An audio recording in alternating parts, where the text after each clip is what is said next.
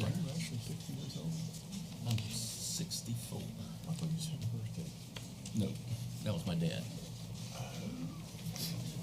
He would have been 93. Now I'll be 65 in October. I can start looking at Medicaid or Medicare.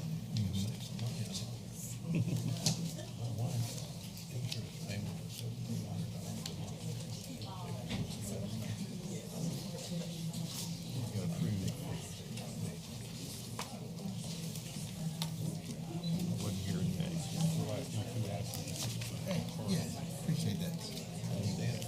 You still got place around too long? Yeah, okay. Might be good. Trying to get somebody to show. Yeah. Okay. Okay. I do that.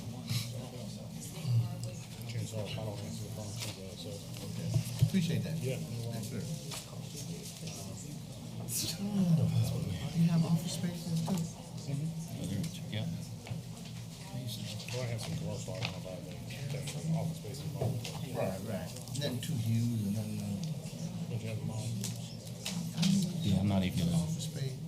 And we could move supplies. Everybody put a vehicle to it. Yeah, I'm not even. I'm not gonna move or second these just because I tried to. What kind of price ones you think? Just this question. I don't know what the price or anything is. I wouldn't even. 1,200 a month, something like that.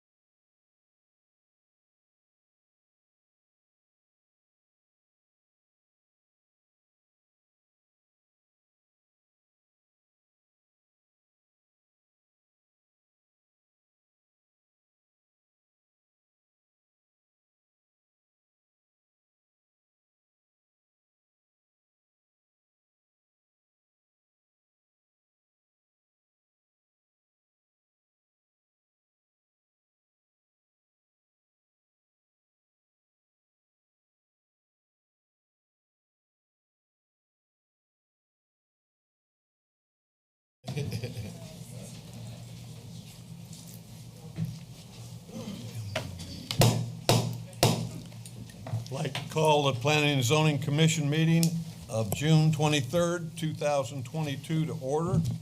Will please rise for the invocation and the pledge to the flag. Yes, sir. Dear Lord, we ask you to be with us today as we do the business for the city of Leesburg. Make the decisions we make today pleasing in your sight. Pray this in thy most holy name. Amen. Amen. I pledge allegiance to the flag of the United States of America and to the republic for which it stands, one nation, under God, indivisible, with liberty and justice for all.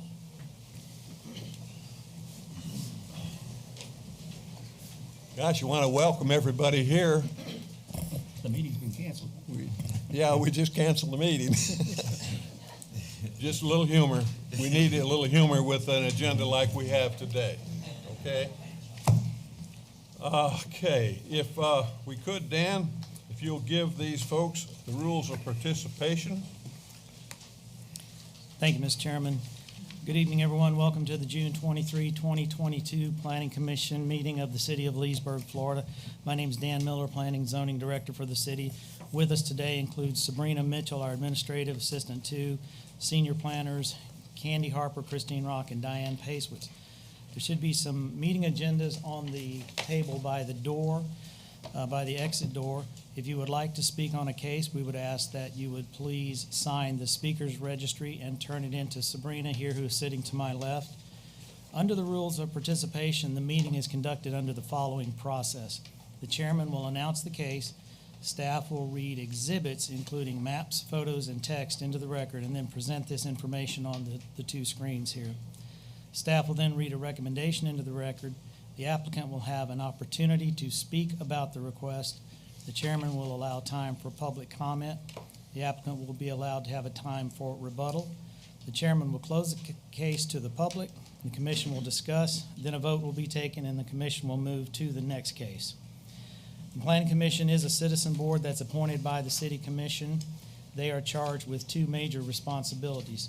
First is to make decisions on cases such as variances and conditional uses. The second is to make recommendations for issues that will be heard by City Commission. All of the items on tonight's agenda will be forwarded to the City Commission, so they are recommendations and not final decisions. We'd like you to please note the tentative dates for the City Commission hearings that are listed on the agenda in bold. These dates are subject to be changed to earlier or later dates, so we please ask to check with our office or the city clerk's office. And finally, on behalf of the planning staff and the Planning Commission, we'd like to welcome you and thank you for your participation in tonight's public hearing process. Mr. Chairman? Thank you, Dan. I appreciate that. All of those who wish to speak, I'd appreciate it if you would fill out a form at the entrance and bring it up to us, and we will give you a chance to speak. Those that do want to speak, I want to rise at this point in time, and Sabrina will swear you in as well as staff. Mr. Chairman, point of order, please. I have submitted the form, sent it by first class mail. Do I need to sign the form outside again? Just give it to her and set it up here, and you'll be called upon. So I have a copy of the form. Do you swear affirm the testimony you're about to give is the truth, the whole truth, and nothing but the truth? I do. Thank you.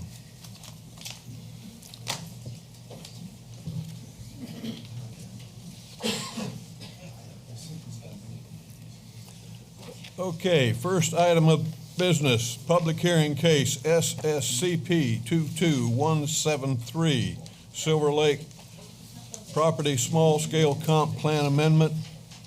The applicant has asked that this be postponed. I need a motion from someone on the floor here to grant that request. You want to approve the minutes first? Yeah, I better do the minutes. Let me do the minutes first. I was so anxious to get that out of the way. Any amendments or additions to the minutes? Hearing none, I'll entertain a motion to approve. Move to approve. Have a motion, to have a second. Second. All in favor signify by saying aye. Aye. All opposed, same sign.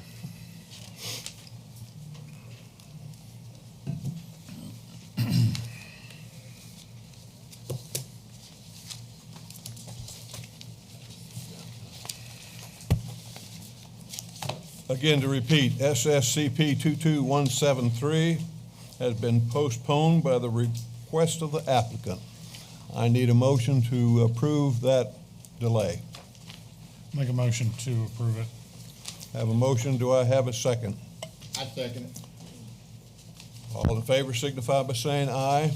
Aye. All opposed, same sign. Motion carries.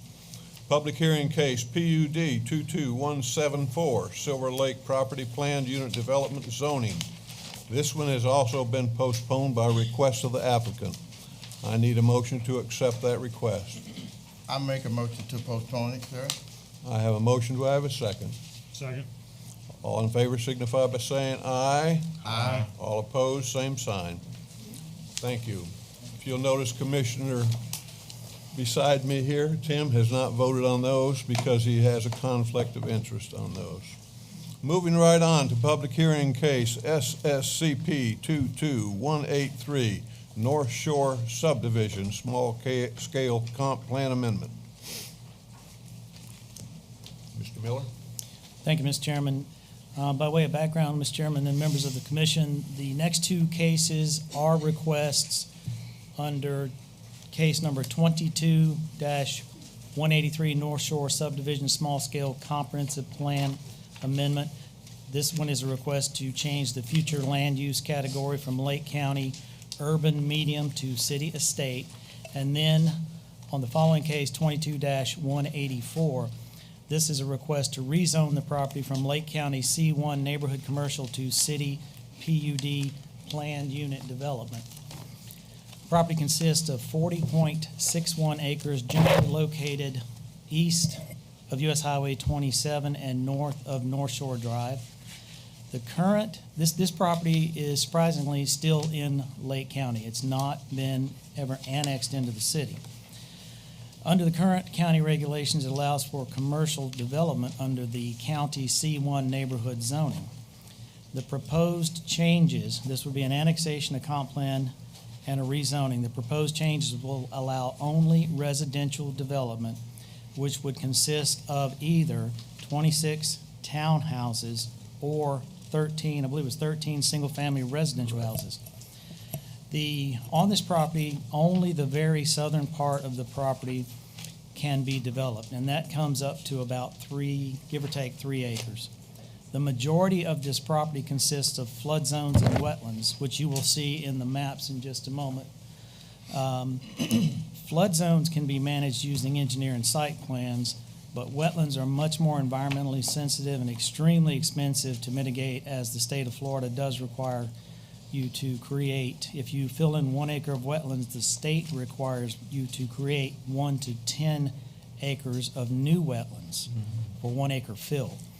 Thus, the vast majority of this property is going to be left untouched. Correct. That's very hard to get across in a letter. Yes. That we have to do our official letters. So in essence, only the high ground that's located along North Shore, which is about 3 acres, is going to be able to be developed should this whole process be approved. Candy Harper, Senior Planner with the Planning and Zoning Office, will present the maps and photo exhibits that include the aerial zoning, future land use, surrounding land use, wetlands, flood zone maps, and CRA maps. Thank you, Mr. Miller. On the screen before you is a locator map that shows where the property is north of Lake Shore Drive, North Shore. The next map shows you the zoning around it, which is all in Lake County. You can tell by the fact that there's no color on it that it is currently not in the city. The Lake County zoning on it is C1, which is a commercial zoning. The proposed zoning on it is planned unit development so that the city can have some control over how it is developed. The future land use around it consists of conservation, institutional, high-density residential, general commercial, and estate residential, along with low-density residential. The Lake County future land use is urban medium density, and the proposed future land use is estate residential. Again, another control on how much can be developed. The surrounding land uses are wetlands and residential, with a little bit of government land to the north and schools to the south. And you can see that the whole thing is, practically the whole thing is a flood zone, so there will be some mitigation involved in that. And then the wetlands are in the red color, so that's pretty significant shrub swamp and open water. And it is very close to the community redevelopment area, but it is not inside it because it's not in the city. So that's the 27441 CRA. And then we posted the property, and this sign shows where we posted it. That's looking north into the property. The next picture on the screen is looking north along North Shore Drive. Picture on the top is looking south along North Shore Drive, and the picture on the bottom of the screen is looking west on North Shore Drive. That's all I have, Mr. Miller. Thank you, Candy. With that, we'd move to the public responses. Staff did receive several responses from the surrounding property owner letters, the newspaper advertisement, and the sign posting. There was one approval, one partial, and 5 disapprovals. On the disapproval responses, there were notes regarding a question about builder tax breaks, who is paying for the streets, smoke from burning cleared trees, wetlands concerns, and nesting areas for various species. There are also some concerns regarding multifamily and duplexes, additional traffic, and multifamily units. And then some concerns about filling in the waterways behind the property, and there was also a report of manatee sightings. So to be clear on this one, and we will have a site plan in here, I think, coming up. There's only about 3 of the 40 acres, and that's all it's all by the roadway, and it's not in the wetlands. The wetlands Correct. aren't going to be touched. Correct, right on North Shore Drive. Correct, yes, sir. I'm sorry, North Shore. On the departmental review, this project was sent to all the city departments plus Lake County government and school board. Only thing we've got back was the electric department noted that the developer would likely have to pay to remove electric poles or convert the electric to underground service. I think they normally require underground service nowadays on new subdivisions. Public Works noted that there would be a third-party inspection could possibly be required if the city accepts the roadways. And then the Lake County School Board noted that the development will be subject to school concurrency review, which means having either an agreement with the school board to pay money to create seats, or having those seats in place, those student stations in place prior to those houses receiving their certificates of occupancy. So I'd like to read the recommendation into the record, Mr. Chairman. For the North Shore Subdivision, case number PUD 22-184, Planning and Zoning Division is recommending approval of this request for the following reasons. 1, the proposed request is compatible with the current surrounding zoning districts of C3 Highway Commercial, R1 Low Density Commercial, and as conditioned, the proposed use does not appear to be detrimental to the surrounding properties. The proposed zoning district of PUD, as conditioned and shown in the attached Exhibit A, is compatible with the city future land use designation of estate residential. And 3, the rezoning of the subject property is consistent with the city's growth management plan, future land use element goal 1, objective 1.6.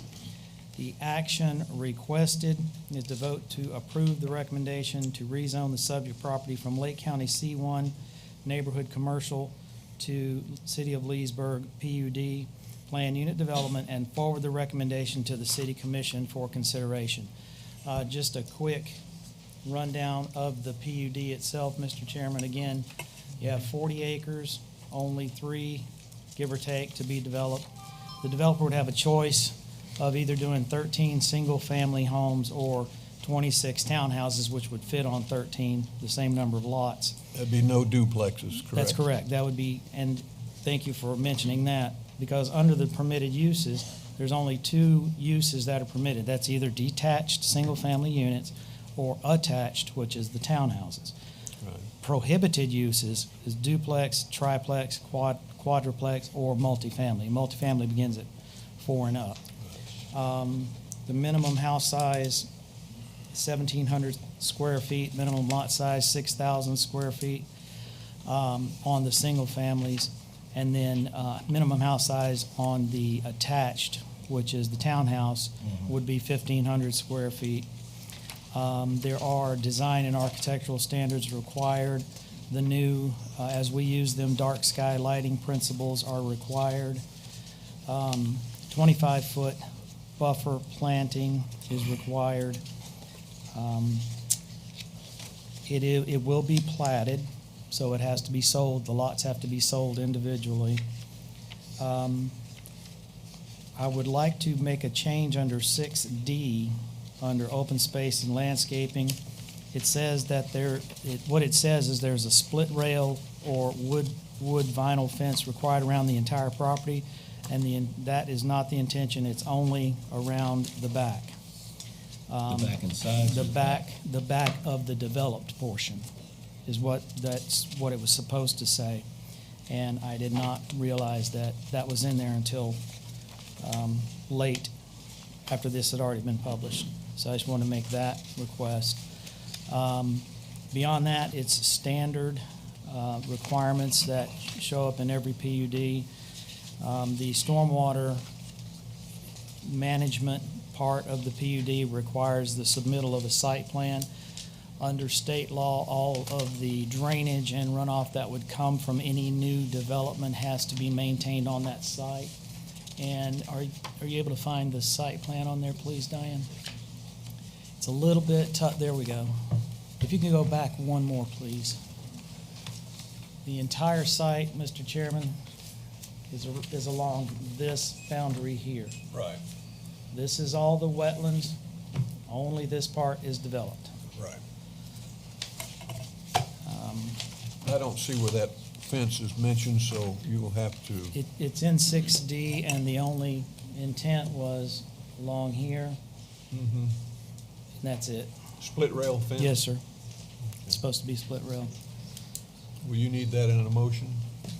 That would help, yes, sir. All right, is there anyone here representing the developer? I've got questions of the staff first. Go ahead.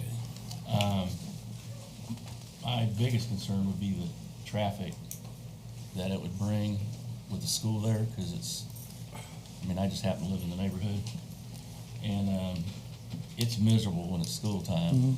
That road's not even up to standard, I don't think. And the school board just tore down all those pine trees that I helped plant as a kid at Beverly Shores, so I'm still mad about that. But they tore, they cut all those trees down, I guess, for the traffic, so they could pull off the side of the road. I just don't want to create more issues. Right, and that's a difficult I one. don't know an answer to that. but- I wish I had a better answer. Yeah. The issue with that is that under the county right now, it's got a commercial zoning. Right. And Nah, I what we thought about don't that. want there, beyond anything, is some type of commercial zoning. Right. And, or commercial use. The lowest density we could put in there is what we did in order, and to make it single family.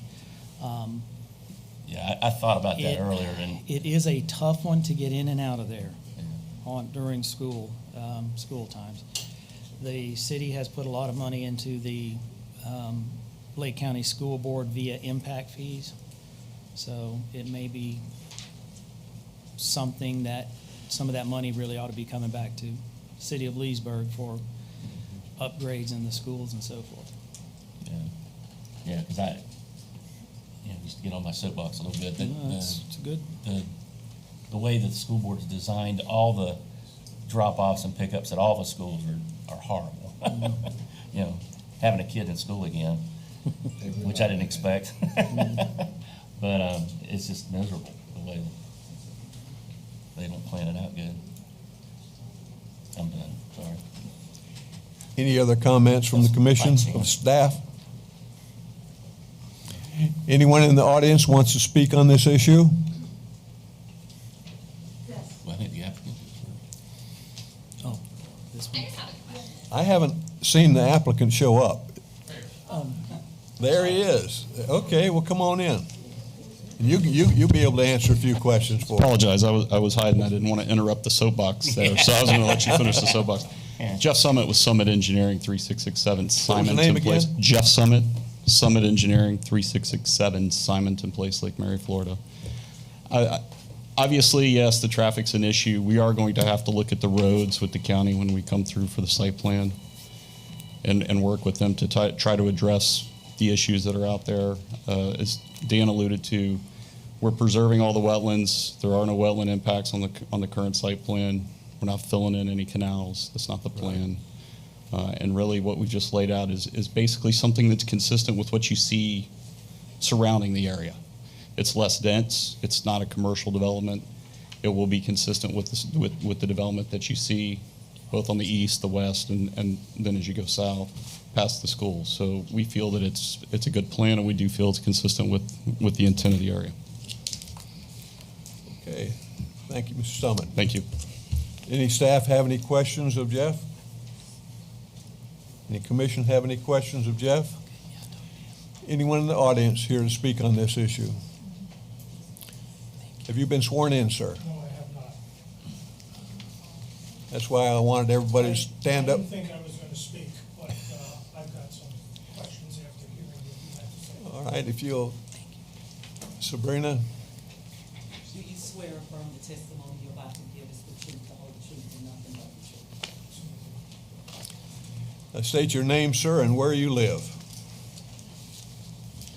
My name is Ken Simeone, and I live on Mosswood Drive, right in that area, What's the address, sir? 1425 Mosswood Drive. Thank you, sir. We just need that for the record. Okay. Carry on. Okay, from what I heard, unless I misunderstood, 3 acres that's going to be developed, and the rest is fine. I mean, the rest is greenland. Correct. Okay. 26 townhomes on 3 acres, and he calls it up with the density. Everybody's home is on a half acre. 26 townhomes, 2 cars per home, 52 cars on the road. Where are they going to park? Where are their guests going to park when they have company? The parties, the school, as Tim said. This is too much traffic. You want to put 6 homes up there or 13 single-family homes? That's still a lot. 6,000 square foot lot? Some people's homes are 3,000 square foot. It's just too crowded. I think if you put 6 homes in that area, I don't think any of the residents would have a problem, given the space. 26 townhomes is too much of a cluster for that area, giving the rest of the area, look at the size of the lots on the map. How could you say that it's keeping up with the density? It is not. So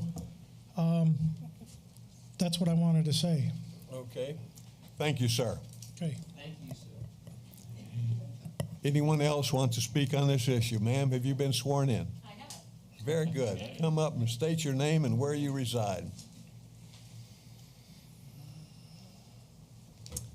My name is Benita Nestler, and I live at 1431 Beverly Point. Okay. Thank you, ma'am. You're welcome. I would like to, I don't know if I'm able to do this, but I would like to move that this be postponed. The community has not had an opportunity adequately to discuss this situation. We only recently received the letters, and I believe that this impacts us so significantly that we need the time as a community to understand what's going on and what the future for this beautiful area is. So I would like to have it postponed. Well, to answer your question, ma'am, that's not going to happen. We are a referring body here, and we will refer this to the city commission, the decision we make. That will be plenty of opportunity for you to get out there and spread the word as you may choose. Oh, yes. And we will as well. Okay. Well, what I have to say, I do have something to say. I don't know. Well, I have some questions, which I believe is was the first plan of attack or first thing that we sent in was that we had questions of the engineer. No? Engineer. Questions? Where are my questions going? Do they go to you? What's your question, ma'am? Okay. I would like to know what relief, who should we look for in relief when we have issues with this area being affecting things like sinkholes on our property, which floods, our property values go down. Where are we going to get relief? I, first of all, don't think you're going to have a sinkhole problem. It's a wetland. No, ma'am.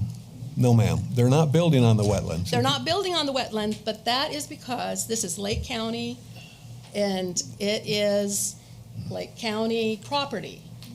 And Ma'am, they're not going to be building on the wetlands. They're not going to be affecting the wetlands whatsoever. In the future, they very well could. No, ma'am.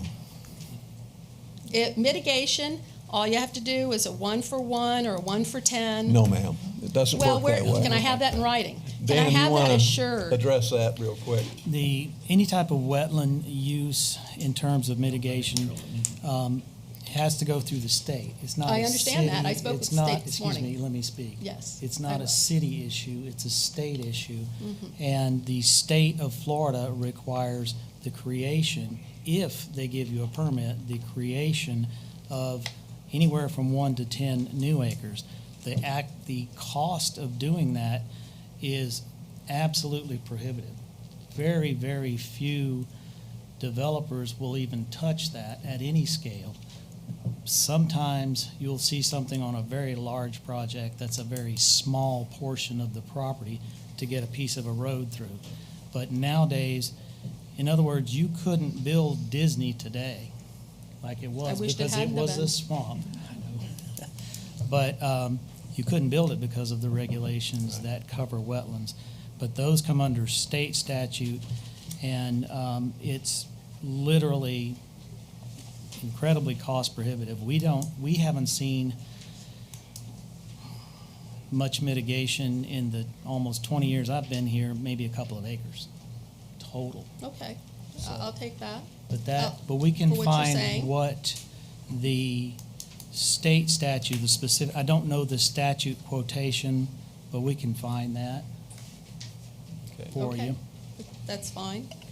I'm a native Floridian, a native Central Florida Floridian, and I have seen what happens to our area. And it is a crime, what has happened to Florida.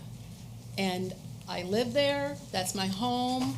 It's your responsibility as a commission to protect the wildlife, the area. It's part of Article 2, Section 7 of our Constitution, that the area be preserved. And I have not seen that done. Citrus Tower, we used to have citrus at Citrus Tower. Ma'am, let's stick to the issue, please. Okay, yes, excuse me. So I do have a statement, and I will read it into the record. Please. Thank you. Okay, you know my name, and you know that I'm a Central Floridian. But I've witnessed the systemic destruction of Florida without regard to the loss of the habitat and the loss of our future. My experience has been wildlife displacement for entire species lost, native habitat destroyed. Ma'am, I'm going to interrupt you. Yes, sir? We have an issue on North Shore Drive. Yes. Now, you're making a statement that's covering the state of Florida. No, I'm actually. Please stay on point here. All right. I'm will. going to restrict you to a couple of more minutes, and that's it, okay? Yes. Thank Yes, you. Chairman. Normally, speakers only get 2 to 3 minutes. Thank you. Total. Okay, I do understand, We and I have to appreciate your order pizza to get graciousness. through I this understand. You meeting want to go today. home. I Okay. understand, Yes, eventually ma'am. tonight. So I will go straight to the area. Thank The you. property under review today is designated over 90% wetland, which I thank you for acknowledging that. This is one of the last remaining areas on that section of Lake Griffin that is undisturbed native habitat. It is the home to a variety of unique bird species. Ma'am, this is not relevant on this property on North Shore Drive. I'm sorry to keep interrupting you, but it is not relevant. Now, you're talking about the wildlife species. That's the one that's going to school across the street. And we have to deal with them, too. I'm more concerned about the children than I am about I am very concerned about those children as Very well. good. There's Okay. there's If you'd issues have in nothing that else neighborhood. You know to that. bring up on these lots on North Shore Drive and not the swamp behind that's on the other side of the canal that'll not be impacted by this. So not a single bit of dirt will hit the canal. Okay, is there anyone else that would like to speak on this? I believe. Answer that question, though? Will the canal, anything? Yes, please. It's an engineering question. That's an engineer's question. I don't have an answer to that. Sir, you haven't been identified to speak. I'm trying to keep control of this meeting, sir. I don't know. I cannot answer that question. Can I ask the engineer? Because that was what I sent that letter in for, was to ask questions. You can ask him. Can he answer? Yeah. Okay. How do we know? Please, could you address this? This is ridiculous. Yes, taking over the certainly. If we could, if there's going to be more questions, I'd like to just go through the public comment and then give you guys my answer to those questions all at one time. Okay. I think that would be a little bit better for the Yes. the meeting, but I will answer your question on the wetlands. Okay, may I be excused? Yes, you may. Gladly. Please. Now, where do you live? Me too, I'm just kidding. All right. You know, I'm ready to see if the commission here is ready to make a motion. We had some discussion on it, Ted. Yeah, I thought you had your chance, but go ahead, I Johnny. didn't think we had a chance to discuss it, but I had some concerns about the size and density of the lots that are there. They are, in my opinion, not consistent with the neighborhood. I wouldn't mind seeing lots of similar size that are along North Shore Drive be developed there. That would be a nice area to do that. I feel the same. I was gonna say the same So thing. that's just my input on Yeah, it. I don't think you're going to have too much disagreement there. I don't think they're, no offense, I don't think they're a half an acre, but they're larger than 6,000 square feet. Yeah, what I'd like to see is those lots along that way taken and averaged, you know, to get an average size of the frontage, or maybe square footage, however the best way to handle that. Mr. Chairman, are you talking about along here and here, averaging out No. along the streets? No, the ones that are currently there, figure out what Like along this the area? average size is and apply it to Okay, the On new the section. curve I mean, that's my, okay. I think is the fairest and most equitable way to do it. Consistent with the neighborhood. Yeah. Okay. I mean, it's not equitable for the developer, I guess. but- Any more discussion? The question's been called then. Mr. Chairman, could I ask for some clarification? Sure. In regard to if it is the commission's desire to see larger size lots, if staff goes in, does an analysis of the lots, and then comes back with a number, do you want us to put that in the PUD and move it forward to the city commission? I don't have a problem with Or should we go that. back? I'm good with that. Yeah. Okay, and then the second question would be, since the current PUD says townhouses or single-family, do you just want to stick with single-family, or do you want to reduce the number of townhouses, or do you want to do something else? Single family is what family. I'd prefer. I mean, Single family. we're getting a consensus here of that. Thank you, sir. Okay, This phone keeps going on. all right. I've called the question, ma'am. I'm sorry. We're going to go ahead and make a vote. I was raising my hand and never. I'm sorry. I'm sorry. I'll entertain a motion at this time. Mr. Chairman, I move to approve or to recommend to the city commission case number Sscp 22183 with the changes that were made here as far as the lot size and the fencing. Consistent with the adjoining lots. Yes. Okay. I have a motion. I second it. I have a second. All in favor of that motion signify by saying aye and raise your right hand. Aye. All opposed, same sign. One opposition. Mr. I got one comment on that. Sure. If you look at the plat of the adjoining properties to the east, they're typically larger. To the west, they're smaller, so that creates a question in the mind of the planning and zoning department. You know, which, are we gonna use both sides of this in coming up with the average lot size?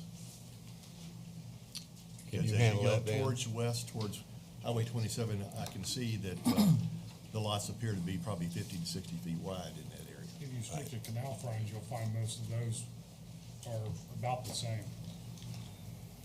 Going east, it looks like the lots are bigger as you go further to the east and north. The ones that back up to the canal. Yeah, the question, will this property actually have canal frontage behind this property, or is that existing there now? Is that wetlands? No. It doesn't, it's not there, okay. So we're just sticking trying to to get some guidance for you. we're sticking to the properties back to the east as far as lot size? I would I wanna say be that we careful should have at because- least 60-foot lot size. because they're currently, right, I think they're at 60 right now. I want to be sure that whatever size we come up with is fair based on what has been said here this evening and requested of staff that we are. Well, being this is a recommending body on this recommended sir. issue, I think we can leave that up to staff to come Okay. up with We will do that. an applicable I think number. 13 single-family lots is too many for that space, so it would be a number probably less than that to come up with. Okay, we'll take care of it. And because it's less depth, you're probably gonna run into, some of them might have to be just a tad wider just to have the square footage of the lot too, But, I know you understand what we're asking for, and I do trust, you. Just a radius thing for me. Okay. Yes, sir. Come ahead. Just for my clarification and for Dan's clarification as well, just in regards to how we compare this, can we set kind of a radius so that I can look at it myself and Dan's group can look at it, and that way we can come to an agreement? Because I just don't want to cherry pick it. That's Right. really Well, what I don't think want if to you do. could get with Dan, y'all can come to that agreement. Okay. We've given him that leeway. Okay. Yeah, I mean, pretty much the immediate, residential already existing on North Shore Drive. Right. I mean, I wouldn't go into any other section, because like you go into Beverly Point, and you're gonna, they're bigger estate-like lots, and, but, I mean, they're definitely larger than those. We'll put together an analysis Okay. and have the spreadsheets. Dan, do you feel comfortable with that? Yes, sir. I just wanted to note, if I may, Mr.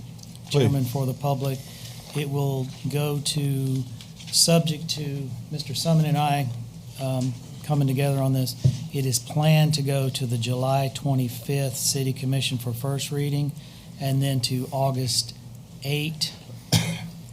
Excuse me, that'll have to change because it won't be August 8th. You have that 30 days, so that'll probably be the first meeting in September. But if you call my office or the city clerk's office, will be happy to tell you what the latest schedule is.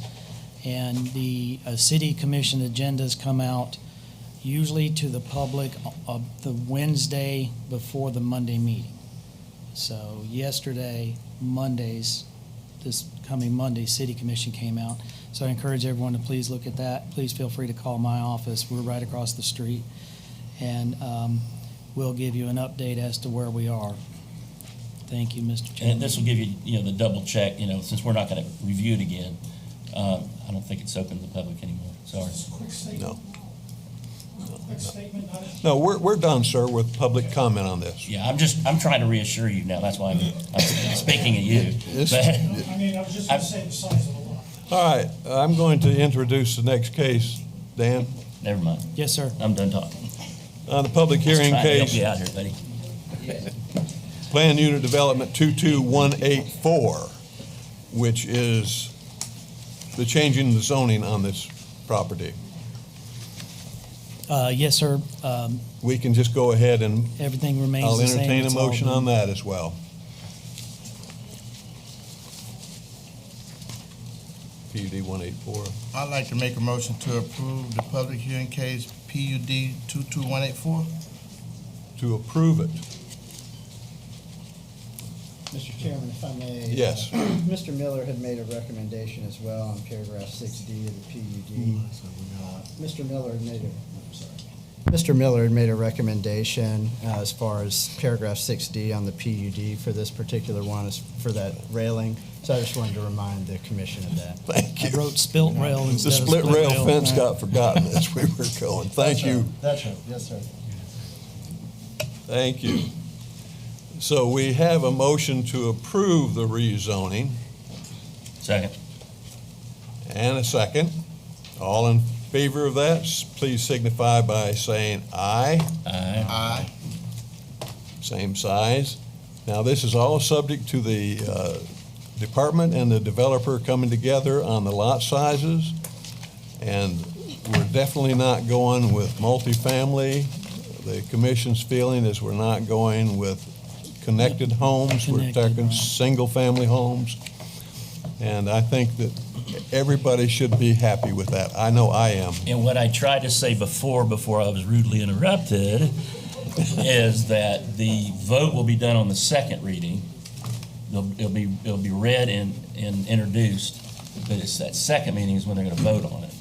So if you can only come to one, make sure it's the second one. If you have to say anything to say. That's it. That's when they start etching it in stone. Yeah. Okay, we're moving right along. Public hearing case PUD 22215, Lyndon, Nicholson PUD Planned Unit Development.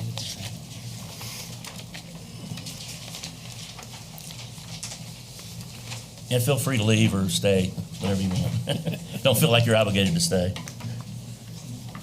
But you're welcome. Mr. Chairman, thank you. This is for the Lyndon Nicholson PUD Planned Unit Development. By way of background, Lyndon Nicholson is an existing PUD previously approved in 2017 under Ordinance 17-165. It included residential and commercial development. It's located on US 27, just north of the Florida Turnpikes on both sides of 27. The request before you this evening is simply to amend the conditions on this site, which consists of 214 acres. And just a quick rundown of those. Excuse me, Dan. Hey, guys. I'm going to have to ask you all to please be quiet. We're trying to conduct a meeting here. Thank you. Thank you, Mr. Chairman. The request would be to amend some conditions on this 214-acre site. An example of that would be reducing the density from 8 units an acre to 3.34 units an acre, and reducing the maximum commercial use area from 1.1 million square feet to about 164,000 square feet, with the idea of revising the conceptual site plan for a little bit better design.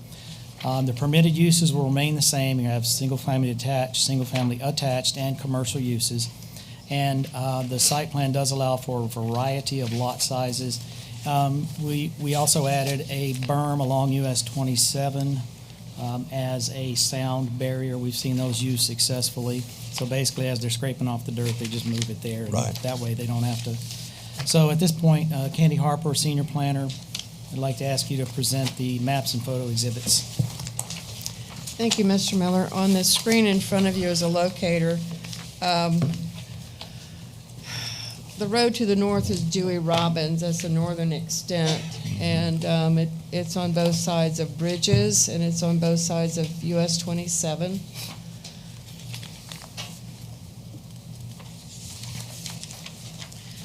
The current zoning is PUD, and what they're asking for today are simply modifications to that PUD, and they're asking for less than what they can do.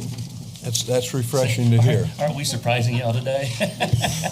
I couldn't believe it. I had to read it twice to make sure I had it right.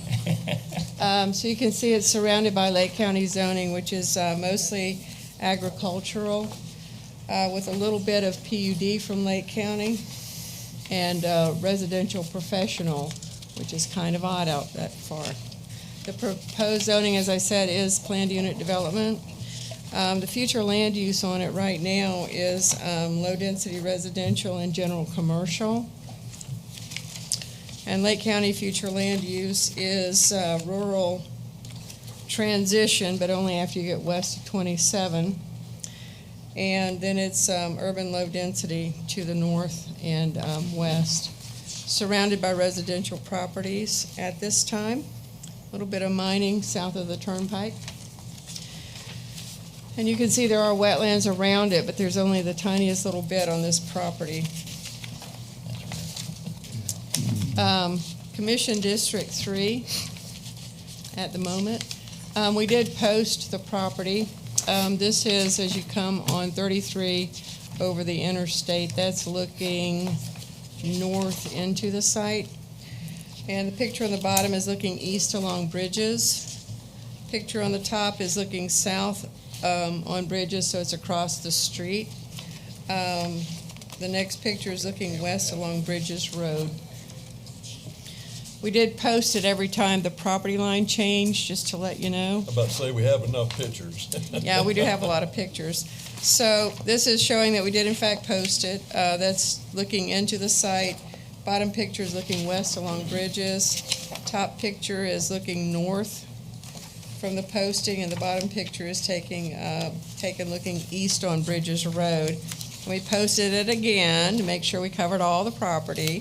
So that's shooting into the property on the top. On the bottom, it's shooting east along Bridges.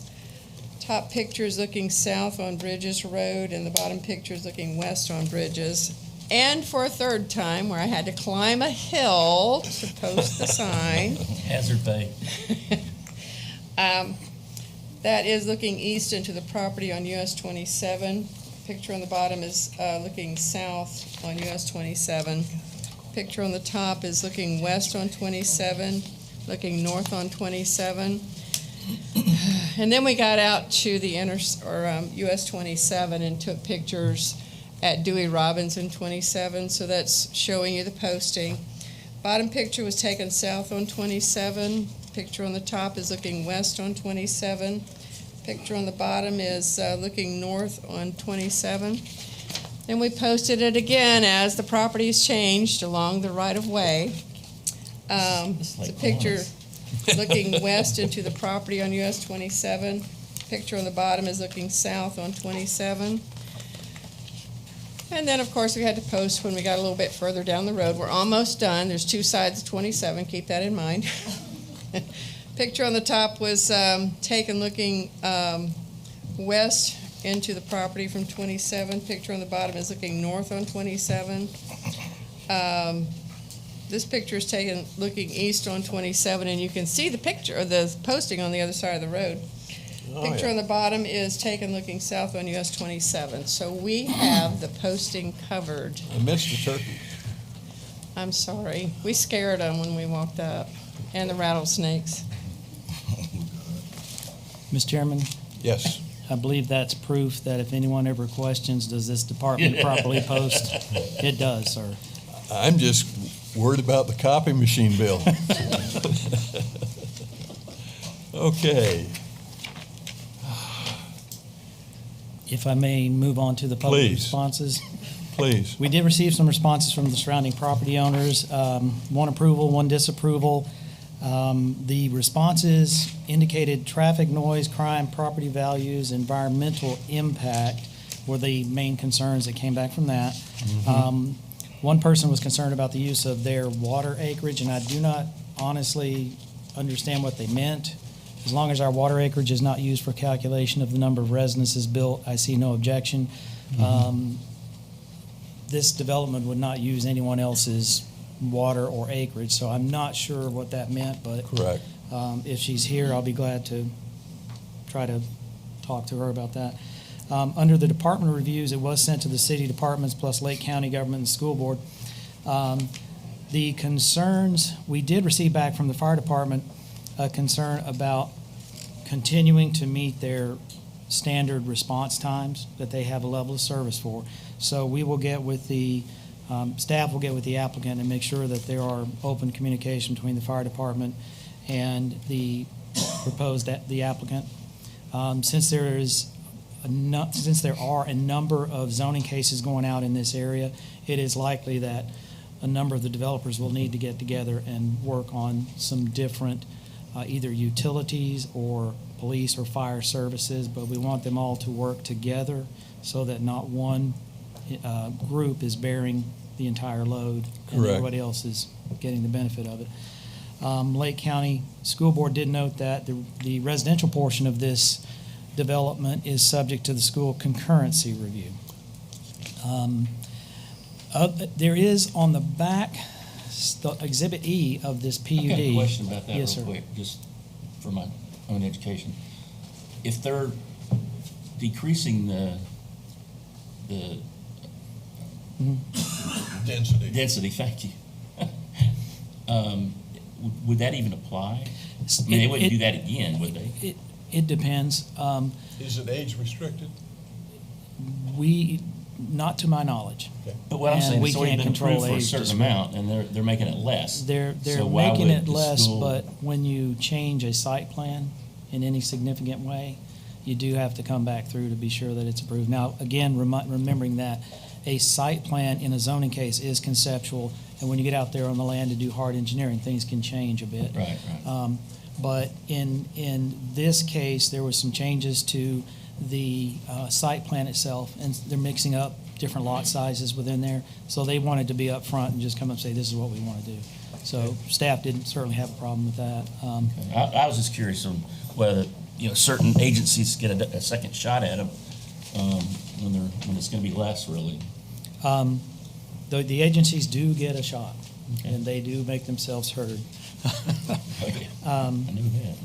Let's see, now, I was expecting, Mr. Chairman, Ms. Tara Tedrow, and I don't know if there she is. She's here tonight, so while if that's okay, Mr. Chairman, while she's making her way up, I'll just read the recommendation of staff.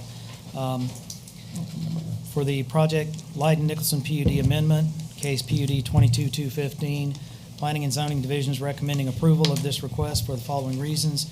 One, the proposed request is compatible with the current surrounding zoning districts of Lake County RP, PUD, Lake County A, and Lake County RP. As conditioned, the proposed use does not appear to create a detriment to surrounding properties. Two, the proposed zoning district of PUD, as conditioned and shown in the attached Exhibit A, is compatible with the existing city future land use designation of low-density residential.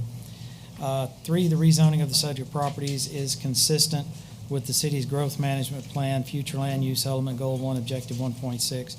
And the action requested is vote to approve staff's recommendation to rezone the subject property from City of Leesburg PUD to City of Leesburg PUD with amended conditions and forward this recommendation to the City Commission for their consideration. Thank you, Mr. Chairman. Staff's recommending approval. Thank you. And I didn't catch your name, I'm sorry. Tara Tedrow, Lowndes Law, 215 North Eola Drive. There's Thank a you, ma'am. PowerPoint presentation if we were able to get that loaded up. I don't have any pictures of the posting. I think we covered that, but I do have a sort of brief PowerPoint presentation. Diane, am I able to get a clicker from you to fly through it a little quicker? Thank you.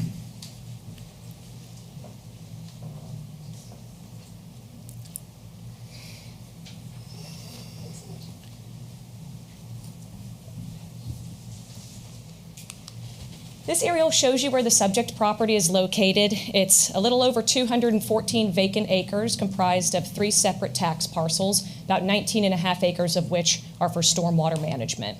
You can see on this next slide, the future land use has 2 current designations of low density and general commercial, which will correspond with existing companion PUD zonings, and the areas that are designated for commercial are where we would have commercial. Areas designated for low density residential would correspond accordingly. In terms of the general commercial future land use policies under your comprehensive plan, it says that those areas are established to encourage economic activity, local employment opportunities, consist of a variety of retail, convenience, entertainment, personal business, and other professional services, a majority of which has been developed along major roadway corridors, including areas like US 441 and as well as where we are located off of 27. In addition, under the low-density future land use policies of the comprehensive plan, it permits up to 8 dwelling units per gross acre, and we are cutting that down by over 50%. It is intended to encourage design and development of various types of residential dwellings, which we satisfy with the plan that we've presented today. And it contemplates compatible commercial and non-residential uses, especially adjacent to higher capacity roadways. Our project is strategically situated in close proximity to both the Turnpike interchange, as well as the Orlando Health's new South Lake campus, along 27, where we have a lot of capture traffic, especially for the type of commercial uses that we're looking for. There is an existing zoning of PUD today, but because of the change to that ordinance, we have to go through a rezoning process back to PUD, but just with a different ordinance this time. So the site plan we've presented shows 718 residential units and 164,000 square feet of commercial split amongst the 3 parcels. You can see that on one side of 27, that is the only area where the multifamily will be developed, and it'll have a shopping center on that portion as well. And you can see on the other side of 27, where our property still is, we have a mix of different single-family lot sizes ranging from 50 to 70 by 120. And you can see that we also have townhouses and single-family units as well, directly adjacent across bridges next to that commercial out parcel. The overall density for the project is 3.34 dwelling units an acre, and as I said, both the future land use and the prior approved PUD contemplated 8 dwelling units an acre, so again, over a 50% reduction in overall density on this property.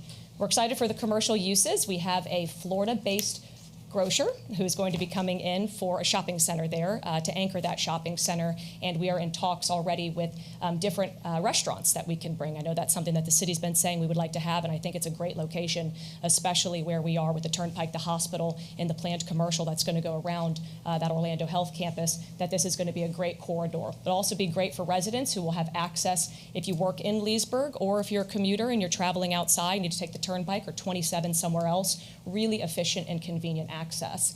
Also helpful in the design that it allows for our residents to walk to commercial options. So it's nice that it's not all vehicular dependency to be able to access neighborhoods serving retail. There's a minimum of 13.6 acres of active recreation and amenities shown on our plans. So each of these areas, and it's kind of hard to see on this site plan, but each parcel has its own activity and amenity center. So they're not being shared. We have on parcel 1, we're going to have an amenity center with a clubhouse, a pool, a tot lot, exercise and fitness center, some trails, pavilions, and gazebos. We are not utilizing the wetlands or impacting the wetlands at all. They're actually a really beautiful feature of the property that we're going to be able to leave intact to give a great view shed for those residential homes that front those wetlands. On parcel 3, we're similarly going to have a pool, a cabana area, and a tot lot. And then for parcel 2, the same thing that you would get on parcel 1 in terms of more extensive amenities that would be provided to that multifamily development. We've also been in contact with a future developer who's looking to a parcel adjacent to ours across 27, where they have asked if we would be willing to deed them a piece of our property for potential access. So if bridges were to be extended across 27 in the future and become a signalized intersection, I got my client to agree that we would deed them a piece of our property so that the city doesn't have to go back and forth and keep asking developers if they'll give property or eminent domain or do whatever else they need for future connectivity and access. Your code speaks pretty extensively to the desire to have proper planning, and I think this is going to facilitate that type of future planning.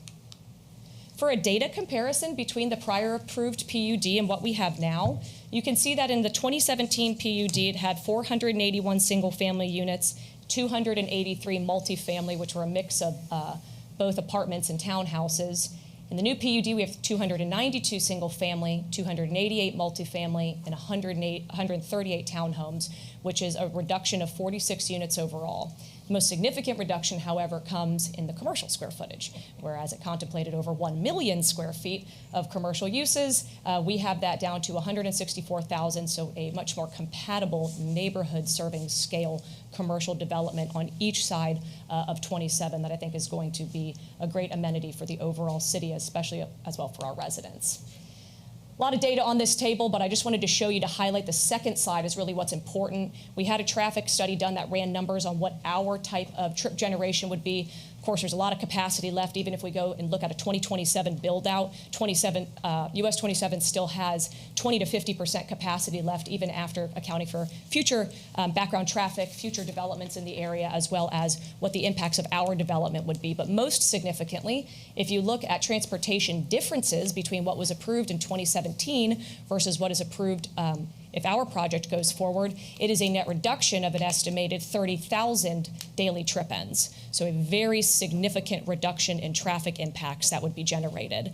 One thing I know that might cause consternation amongst the public, when you mentioned Dewey Robbins, we do not have access onto Dewey Robbins. Just to make sure if anybody showed up to address that, we do not have access onto Dewey Robbins. It would be bridges, and 27 would be our access points, but you can still see that there is a significant net reduction in transportation impacts.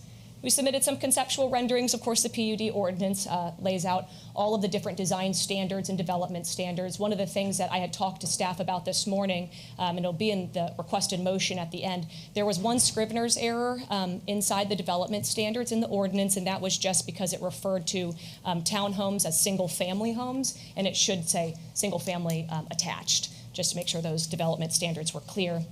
And the second was in talking to staff, in order for us to make the lot design that we have work with the requested concessions within the PUD, it was at 6,250 for the lot size. And I talked to staff this morning. They said they had no objection to it being 6,000, which is within the range where your code sets forth anything from 5,000 to 7,000 for the type of density we're looking at. And in order for us to make, again, that design work, to have the connectivity between the parcels, we had everything designed out with the understanding it was 6,000. So our request in the motion would just be one Scrivener's error to get changed, and then to change that design standard as well. Otherwise, here are some of the different conceptual renderings. We'll have a variety of architectural designs throughout the communities. We mix the lot sizes so it doesn't look cookie cutter by any means. And we're going to have some great end users who will bring in some beautiful product types, and that will also be constrained by the PUD standards. Here, this also shows you some of the design standards that could be utilized for the townhome product. In terms of standards for support, we looked at how we satisfy your growth management policies and your code policies. We would add residential and non-residential features to the city that further the vision of your GMP, including diverse array of housing options, non-residential uses strategically located to provide walkable services, and commercial options designed to ensure appropriate buffering and setbacks are in place, especially when we transition between our commercial parcels and then our residential parcels, and that the project would help serve the city's anticipated future growth while not overbuilding on this site, which the prior PUD would have otherwise permitted. I won't read these word for word, but there's a lot of objectives under your GMP, such as 1.2, to have diversity of housing, to have a sustainable type of development for the future, to have compatible high-quality development practices, and to look at land use compatibility, which your professional staff already analyzed and confirmed that we met those policies. Moreover, that you want to ensure population densities, housing types, employment patterns are consistent with your transportation network, that you provide cross-access. Again, all of those things are being provided in the site plan we've set forth today. So you heard from Mr. Miller about your Planning and Zoning Division recommendations and the basis for their professional staff's determination that you should make a recommendation for approval. We agree with those conclusions, and so our request is to recommend approval consistent with your professional staff's of PUD 2022-2015 with 2 modifications, and those are set forth there for the minimum lot size as your staff had agreed upon this morning, and then otherwise the Scribner's error for single family attached. Happy to answer any questions you have. We've got our traffic engineer and my client here if you need to ask us anything more. I was trying to be efficient. Y'all got a long agenda, so I figured I'd just fly through those slides. I can if you want, but. The third item you brought, I had a question on, but I forgot the question, so. Well, looks like I did my job then, all right. You did a good job, thank you. Any questions of I have a question. Please. Pardon? Why? Why are we reducing the original approved PUD to this? Where this property is located, that commercial is never going to get built out that much. I mean, it's been since 2017. Nobody has taken advantage, and we are in one of the hottest markets where it should have been taken advantage of if that was going to be something that the market could absorb. But the way that we wanted to design out the property, and conceptually it sounds great to have all of this density and to have all of this commercial, but then when you go lay it out and you're committing to not impacting wetlands and you're committing to certain design standards to ensure a higher quality product, it didn't make sense for us just to cram as many as we could with all that commercial. We wanted to reduce the scope of it to create a more walkable, friendly environment that I think is going to drive and demand some higher home prices in that area. Got a question? Sure. Is this age-restricted community? It is not age-restricted. That means we can go out there. Well, you got kids coming or what? Yeah. Great grandchildren. Oh, good, we'll take them. I thought I was too old to have kids. Be smart enough not to. Okay, if there are any other questions? No, Yes, ma'am, have you been sworn in? I need to get sworn in. I didn't know I was going to speak, but I did submit my paperwork. And I see another hand back there that wants to speak on it as well. I'm in agreement with everything, Tara. Is that Tara? Thank you, sir. My name's Lisa Christie. You're going to have to be sworn in, ma'am. Have you been sworn in yet? No, sir. No, I'm not talking to you. I'm talking to the other guy that raised his hand. I have been sworn in. Okay. Just didn't want to do it twice. Swear affirm the Or testimony 3 you're times. about to give is the truth, the whole truth, 4 and times. nothing but the truth. I do. Thank you. And your name, please? Lisa Christie at 5720 Great Egret Drive. And we're the other side of Dewey Robbins. They're on the east side, we're on the west side. So we're the little neighborhood that borders this whole area. And I won't go over again what the young lady went through before with all the wildlife, but that's my concern. I won't make you look at all these pictures of sandhill cranes and the beautiful area. And if the young woman's name is Tara, she did a great job. I'm glad about the reduction. I'm glad about everything that's being said here, the wetlands preservation, my only concern, we go forward with that. This sounds like a boon for Leesburg. It sounds like a boon for the area. And all of our myriad year-round sound here cranes who are raising babies in those wetlands permanently year-round, cycling through. I've been monitoring them for 7 years. I have over 7,000 photographs. I work with I won't take you through there, but thank you. You could get a job at Leesburg. Well, no, I'm 67. I'm sorry. I'm retired. But you guys are great. Thank you, and I really like what I heard. Thank you, ma'am. Thank you, Thank guys. you so much. Thank you. And let's see what all we got here. You had the fella in the purple. Yes, sir. Come forward. You've been raising your hand all day.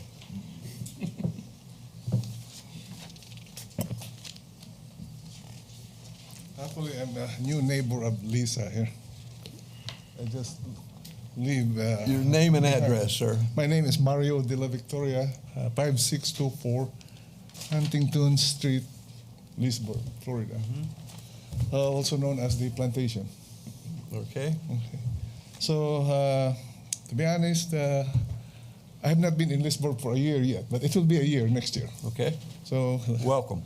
And, I came to Florida in May last year looking for houses. And the selling point of this house where I live now was the nice, serene view behind my house. I could see the cows and mowing, the cranes, and all the wildlife. And actually, to me, this property is pristine and looks like an artist's paradise. Okay. But at any rate, the concern I have, development is development, and you are going to bring in more people, no matter how big or how small it is. Especially in this development where it is not age restricted. Okay. So I could assume that there will be children running around, and once they get to a certain age, Highway 27 is very tempting for a drag race. And as we know, more people, more traffic, and as we look at, it's about 700 housing units will be built. Yes, sir. Yeah, so considering an average family of probably 4 people, since this is not age restricted, and these are probably active younger people who are still working, driving their way around. So there is an increase in traffic, and there is also, when children around, there's also an increase in noise. Yes, sir. We have all of that information. Yes, Is there okay, a point so you wanted to make, sir? I wanted to make is like, the other concern I have is the commercial aspect. I don't want to see another Walmart rising in that area. Okay, so we don't know what exactly is the extent of the commercial development. Well, we've been told a grocery store. Would that be helpful to you, sir? Excuse me, sir? We've been told it was a grocery store. Would that be helpful to you?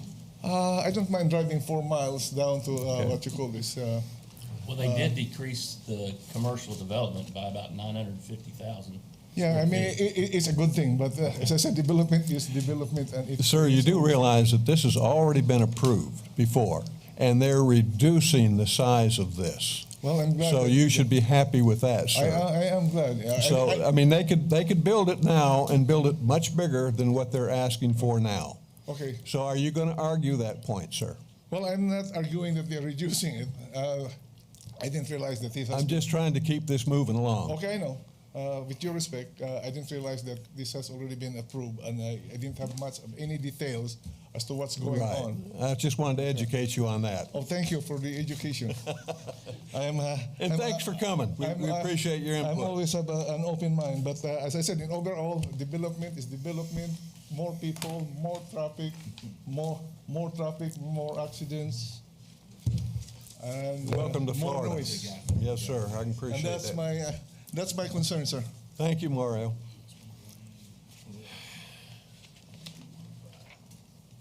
Next person wants to speak. I've got I can't read, Cindy, Ralph.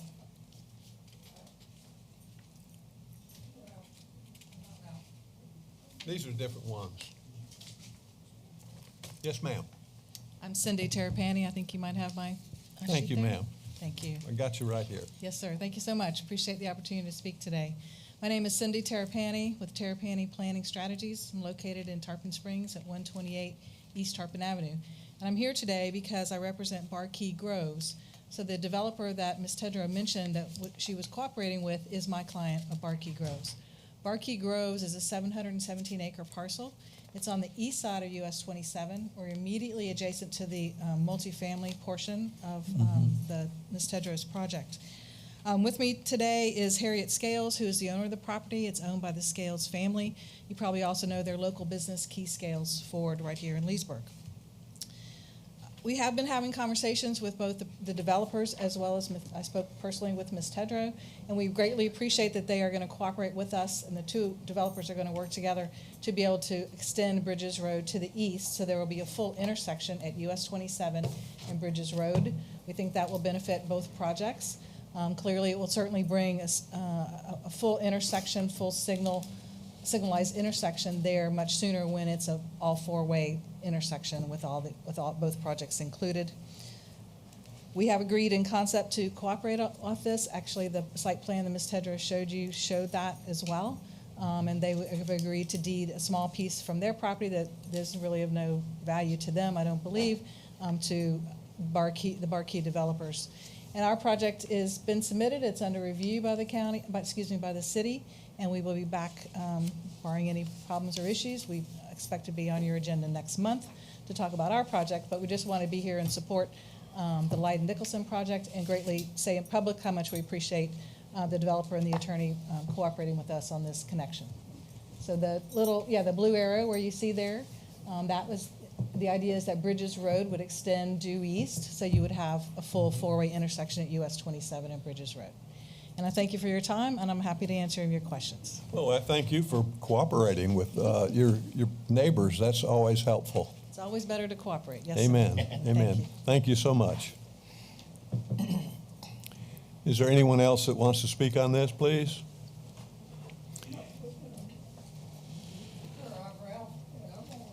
Sir, have you filled out one of these? Is it up there? I'm trying to, what was your name, sir? Ralph, I got you up here. You're going to have to come up to the microphone, sir. Mr. Chairman, I think Mr. Suggs is looking for a different project.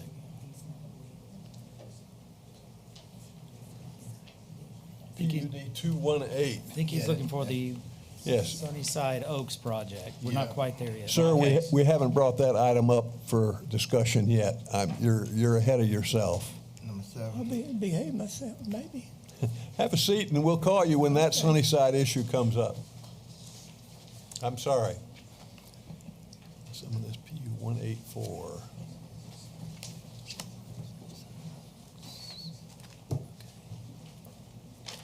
They can raise their hand and move on. Okay.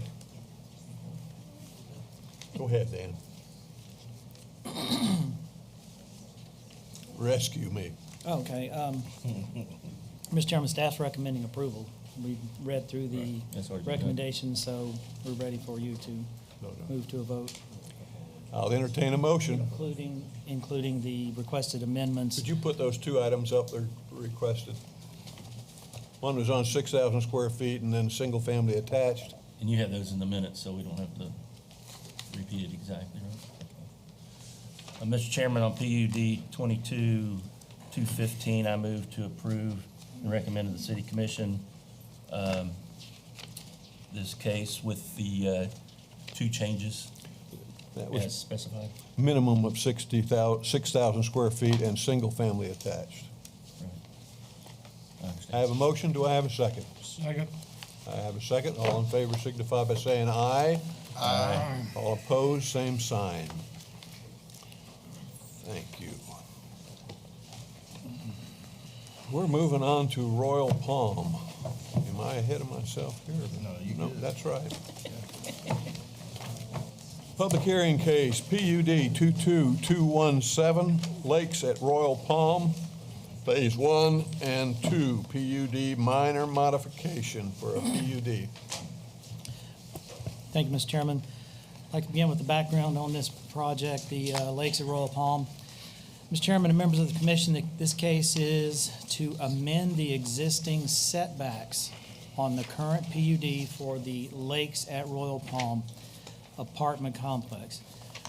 This is the apartment complex that's located at the southern end of Lake Street, south of the hospital on the west side of the road. Under the current zoning, I believe it was 252 units, 258 units, something like that. I'm sorry, I forget the exact number. It's 245 now, right? You're right. Okay. And at that time, several years ago, when it was originally zoned, there was an allowance for like an 8-floor building. We were trying something very different. This was several years ago. That would have left a small footprint on 31 acres, most of that acreage being wetlands, just like we saw in a previous Correct. case, which can't be touched. We did require those significant setbacks because of the proposed height and design and with the intent of preserving those wetlands, which can't be developed.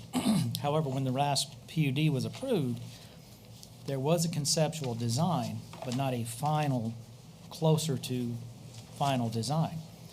And we failed to change those setbacks to a correct or more reasonable setback.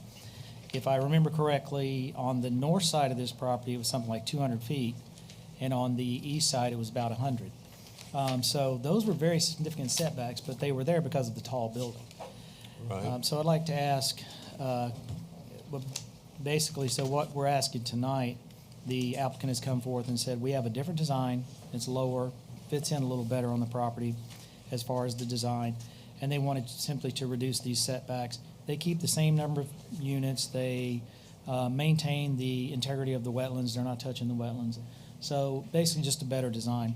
Candy Harper, senior planner with the office, could you present the exhibits at this time, please, ma'am? And photographer. Thank you, Mr. Miller. The picture before you is a locator. It shows you where the property is. It sits next to the lake, the south end of South Lake Street. And just to the north of it, those are all medical offices. And the zoning is a planned unit development, so this is just a modification to that planned unit development. And you can see the area around it is planned unit development with a little bit of R2 and R3, so residential districts, and then to the north it's commercial along Dixie. And of course, the proposed zoning is the planned unit development. The only thing that changes are the conditions attached to it. The future land use is neighborhood mixed use. A lot of the area is neighborhood mixed use, and there's some commercial to the north. Surrounding land uses, medical offices to the north, and assisted living and memory care hotel to the east. And you can see what we're talking about when we talk about flood zones on the area. And the next slide is a little more clear about the wetlands. So you see how much they have left to develop on that site. It's just south of the community redevelopment area for Greater Leesburg. And it is currently in Commission District 3. 4. Well, it says 4 there, but it says 3 on the overlay. I'm not sure our Okay. mapping has caught up with the changes in our legislation. 3 But and a we'll half. get with GIS about that. 3.5. Works for me. And then your crack staff was out posting signs again, and so this shows the property posted on the one street that abuts the property that's on North Lake looking into the property, and there's a lot of heavy vegetation. I wouldn't go in there with a machete and boots. Picture of the bottom is looking north along South Lake. Picture on the top is looking east on South Lake. And then the picture on the bottom is looking south on South Lake, so that's shooting toward the lake itself. And again, it's so densely vegetated you couldn't see it. That's all I have. Thank you. Thank you, Ms. Harper. With that, we move to the departmental review summary. It was sent out to all the city departments for review, including Lake County and the school board. Public Works of the city noted that, again, third-party inspection may be required for the roads if the city accepts the roads. But the roads are already there. This will be private drive, so I don't see any need for accepting the roads on this one. It'd be an apartment complex. School board noted that it will be subject to review for school concurrency. We received one approval response from surrounding property owners. We didn't get anything else that I'm seeing in the packets. Do you recall anything, Sabrina? Okay. And so I'd like to go over the recommendation. For the project Lakes at Royal Palm Phase 1 and 2 PUD, which is PUD 22-217, Planning and Zoning Division is recommending approval of the request for the following reasons. One, the proposed request is compatible with the current surrounding zoning districts of PUD, R2 medium density, and R3 high density residential. Two, the proposed modification of the PUD is compatible with the city's existing future land use designation of neighborhood mixed use. And three, the proposed request does not appear to create a detriment to the surrounding properties. Therefore, the action requested is to vote to approve the staff's recommendation to rezone the subject property from Lake County, from PUD to PUD to allow for reduced setbacks, and forward this recommendation to the City Commission for consideration. Mr. Chairman, we did this a little differently. The attorneys, Mr. Watson and Ms. Haslam, who is here representing the project, communicated with myself and between themselves. And within City's Chapter 25 Code of Ordinances, the Land Development Regulations, there is an allowance for a minor change like this to go through the Planning Commission as a resolution of the Planning Commission. The point of that was to allow for minor changes such as this to come to the Planning Commission and not have to go through the full process as if they were doing a full rezoning. So we have written a resolution basically explaining, giving the whereases, based on the approved ordinances. There was a taller structure. It's legal under section 25-279, changes in approved master plan. The applicant has petitioned for this minor modification. Staff has reviewed this request, found no negative impacts, and the Planning Commission has held a public hearing. So basically the request is for a minor modification for reduced setbacks for the subject property known as Lakes at Royal Palm, which is zoned under Ordinance 2111 to include the exhibits herein, Exhibits A through C. And the request is simply the building setback for the northern boundary of the subject property. And can we go to a site plan, please, Diane? The building setback for the northern boundary of the subject property shall be changed from 200 feet to 70 feet. The building setback for the eastern boundary of the subject property would be changed from 100 feet to 90 feet. Basically, that's all we need to do. We may wish to look at this process as well in the future for minor amendments if we can do it. And we'll check with our attorney, of course, prior to doing anything like that. Ms. Carolyn Haslam is here to make a presentation if you so desire. The explanations are on the screen. Thank you, Mr. Chairman. Staff's recommending approval. Does anybody have a concern with this? No, sir. I don't think we have a concern with it. Thank you, sir. I think we can move on. You need a motion for approval. Yes, sir. Yes, sir. Let me get to it.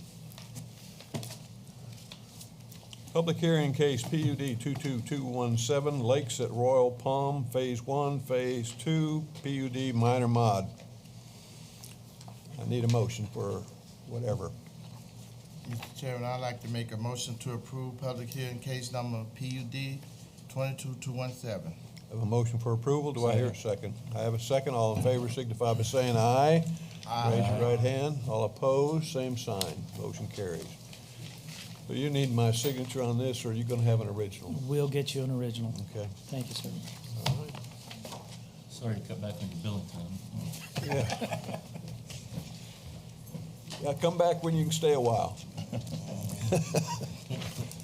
All right, moving on to item number 7, public hearing case PUD 22218, Sunnyside Oaks Subdivision. I bet that's why y'all are here.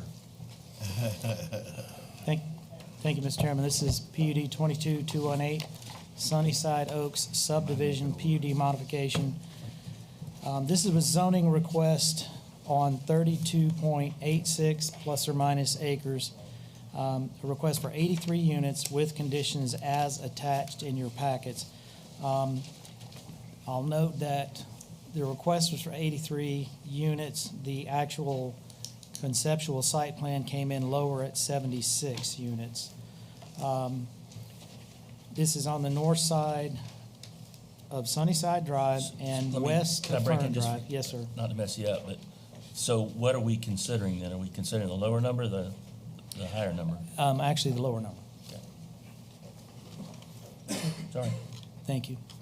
The purpose of the request is to amend the current PUD, which allowed both single-family, and I believe it was 52 units, or townhomes. There was an option in the current zoning that allowed either single-family at, I believe it was 52 units, or townhomes at 208 units. Yeah. And the request is to amend that to allow 76 single-family units. It says So 83 here. It says 83, the actual site plan came in at 76. 76. The 83 would be the technical number, but the 76 is the actual number based on what they could do on the site plan. Okay. It's quite a reduction. There's no change in request on the future land use. It's PUD to PUD. They basically wanted to eliminate the townhomes and move forward on the single family. They get rid of the townhome option.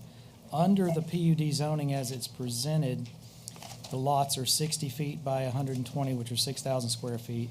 There's a minimum house size of 1,700 square feet with 2-car garages.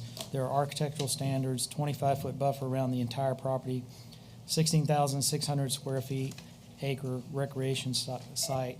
We've adopted, as you've probably seen in all of our residential PUDs, a dark skies lighting, which is basically shading the lighting around the fixtures so that it doesn't bleed off on other properties. We're requiring 35% open space. Candy Harper, senior planner, could present the exhibits at this time, please. Thank you, Mr. Miller. On the screen is the location of the site. It is north of Sunnyside Drive and west of Fern.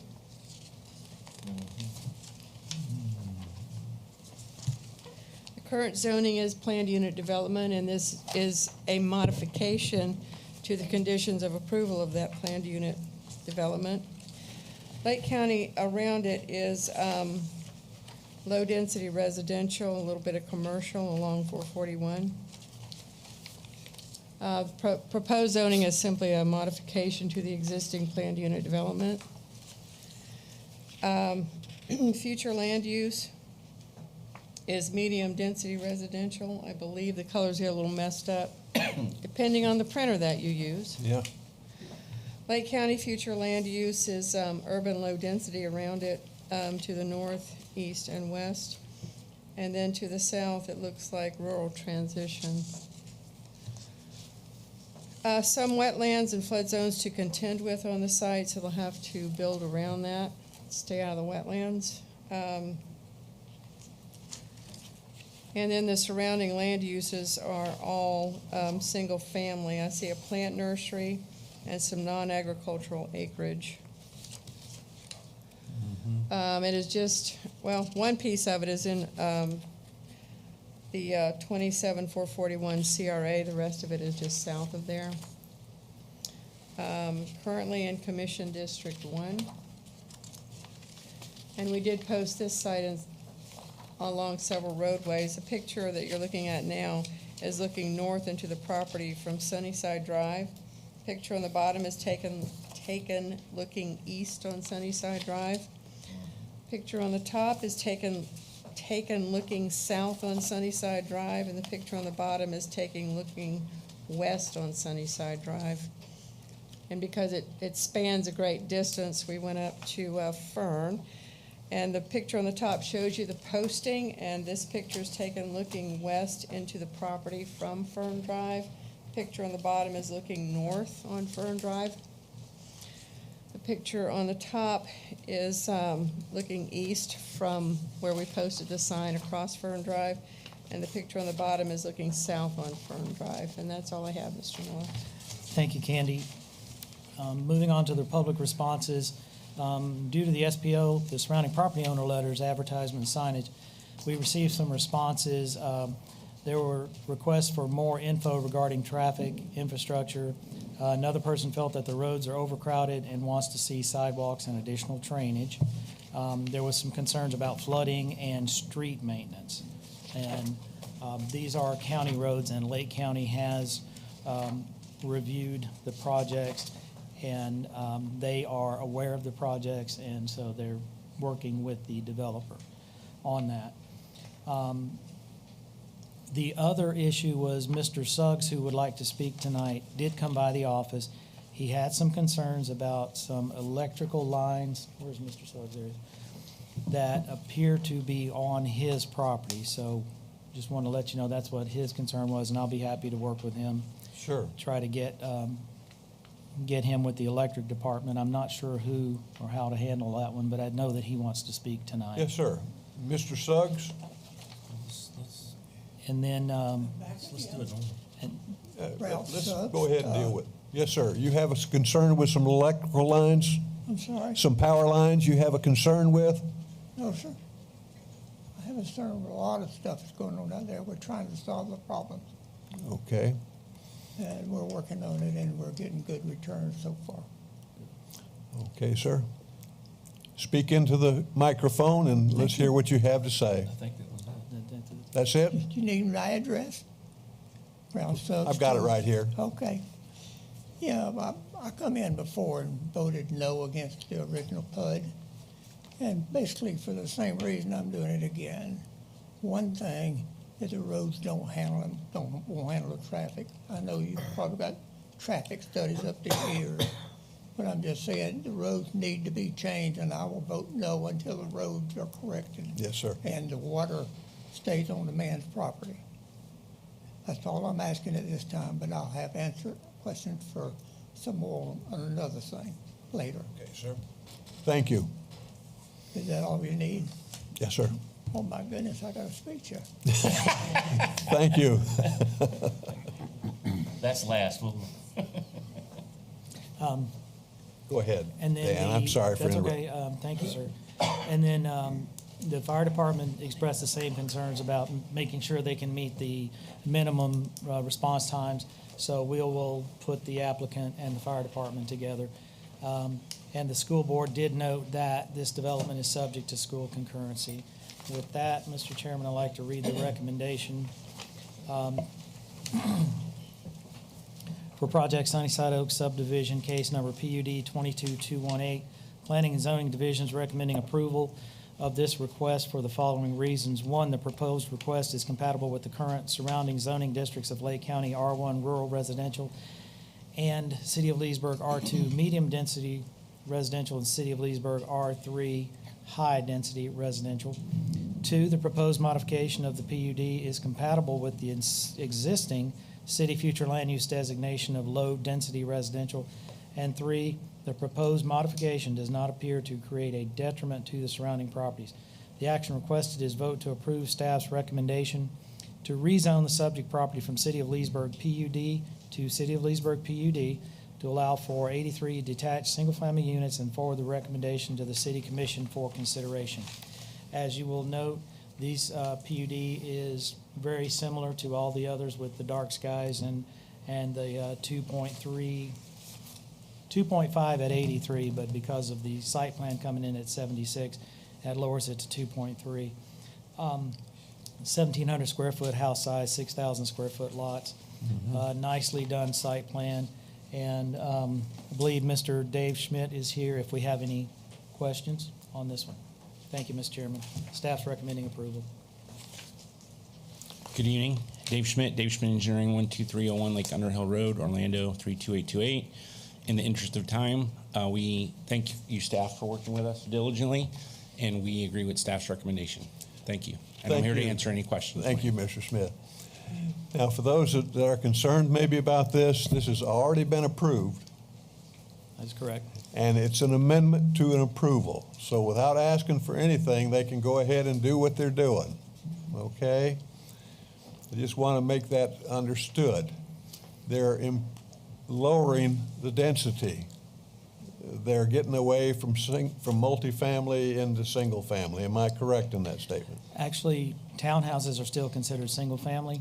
Correct. But the overall density, the potential they could go to right now is 208 townhomes, and they're asking to go to 83, which works out to 76 single family. Correct. So I do think this is a good one from staff standpoint. You bet. So is there anyone in the audience that wants to speak on this or have an issue with this? Have you been sworn in, ma'am? Please come up and you'll be sworn in. Huh? Or have no issues. They can speak in favor. Do you swear affirm the testimony you're about to give is the truth, the whole truth, and nothing but the truth? And please state your name and where you live. Wendy Rosa, 7936 Sunnyside Drive. I completely understand your point. I think the problem that nobody has given us any answer on is this traffic issue. I understand these are county roads. Nobody has given us any indication of what kind of access to this. How are we getting in? Are you getting in on Sunnyside Drive? Are you getting in on Fern? Nobody's giving us any indication of that. I think it would be very important that that would be shared with the residents. The traffic on Sunnyside in particular is insane. And if you guys are continuing to approve these kind of developments in that area, you need to address that. Thank you, ma'am. Dan, do you want to jump on that one? Yes, sir. You can see it up here. It's a little better on the big screen. There's one required entrance on Fern Drive and one required on Sunnyside, so it doesn't all funnel out into one road or the other. So on that freeway stop at Sunnyside, there's going to have access. Ma'am, you're going to have to stay at the microphone if you want to debate.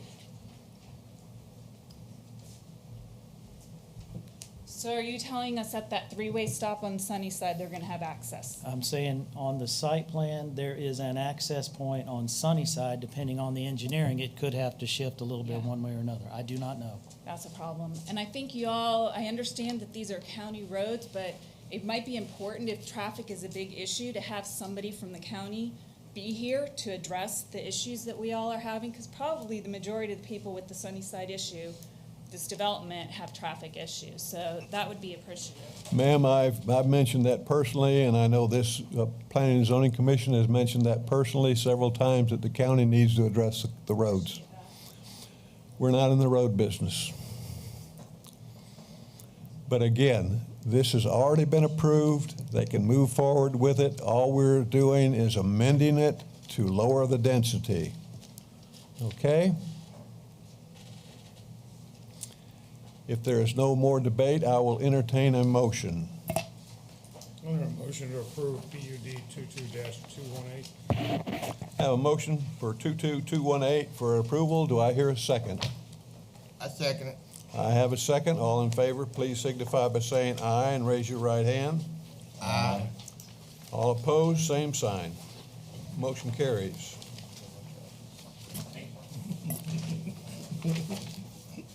Okay, we're moving into Sleepy Hollow. Public hearing case Sscp 22220 Fraser Sleepy Hollow Small Scale Comp Plan Amendment. Thank you, Mr. Chairman. I'd like to request your permission to take these next two cases as a whole, as we Please. normally do. Please. So that would include Small Scale Comp Plan 22220 and SPUD 22-221. Correct. Fraser Sleepy Hollow. Correct. These cases are located east of Sleepy Hollow Road and north of Sunnyside Drive, and consist of approximately 9.74 acres. This would consist of an annexation, a comp plan, and a rezoning. The comp plan would go from Lake County Rural Transition to City of Leesburg Estate Residential. The zoning would go from Lake County R1, which is Rural Residential, to City of Leesburg Small Plan Unit Development. Excuse me, that would create a density of 2.77 units per acre on the 9.74 acres with the 27 lots. basic PUD, 50-foot lots, 6,000 square foot minimum there, 50 by 120s, 1,700 square feet house size. Architectural standards are required, 25-foot buffer around the entire portion, or around the entire property. The dark skies, a recreation site is required, 35% minimum open space. The standard language, some of which is relatively new, but we think is going to be very effective over time. Candy Harper, senior planner, will present the exhibits at this time, please. Thank you, Mr. Miller. On the screen in front of you is a location of the property. It's at the northeast corner of Sleepy Hollow Road and Sunnyside Drive. It is adjacent to properties already in the city. That zoning is R1A. Lake County zoning has it as R1. Kind of hard to tell, but it's R1. The proposed zoning is planned unit development, again, so that the city can control what's going to happen and what it's going to look like. Future land use around it is estate residential. Lake County future land use is rural transition. So they were expecting it also to transition from a lower density. The proposed future land use is estate residential, and the surrounding land uses are residential. Some of them are single-family homes on large lots, and some of them are in a subdivision. There are no wetlands on the site. And I just put this one in here to show you how far away it is from this closest CRA, which is 27,441, and it is in Commission District 1. You can see it's bounded on two sides by roads, so we posted it twice. The top picture is shooting into the site from Sleepy Hollow, so that's shooting east.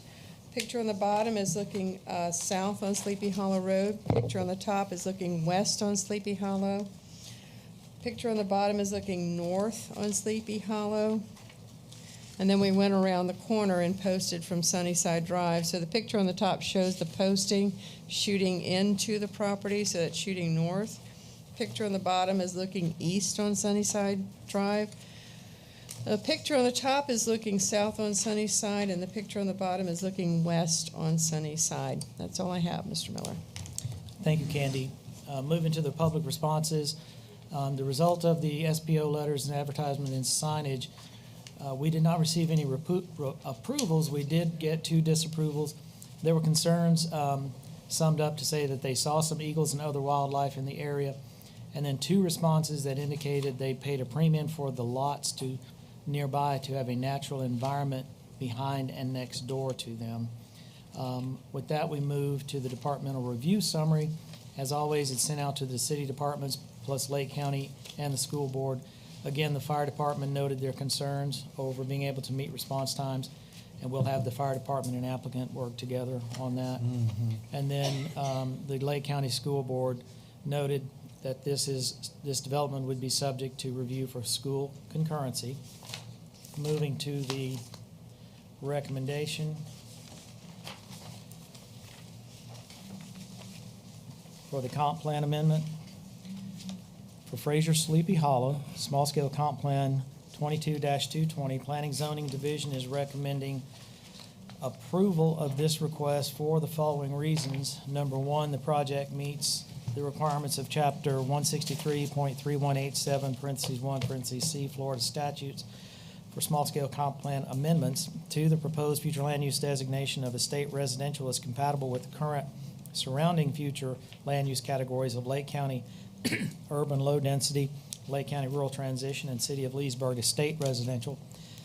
Number 3, the proposed future land use designation of city estate residential is compatible with the proposed zoning of city PUD plan unit development and does not appear to create a detriment to the adjacent surrounding zoning districts of Lake County R1, Lake County R3 medium density, and City of Leesburg R1A single family residential. And the proposed future land use designation for the site is consistent with the city's growth management plan, future land use element goal 1, objective 1.6.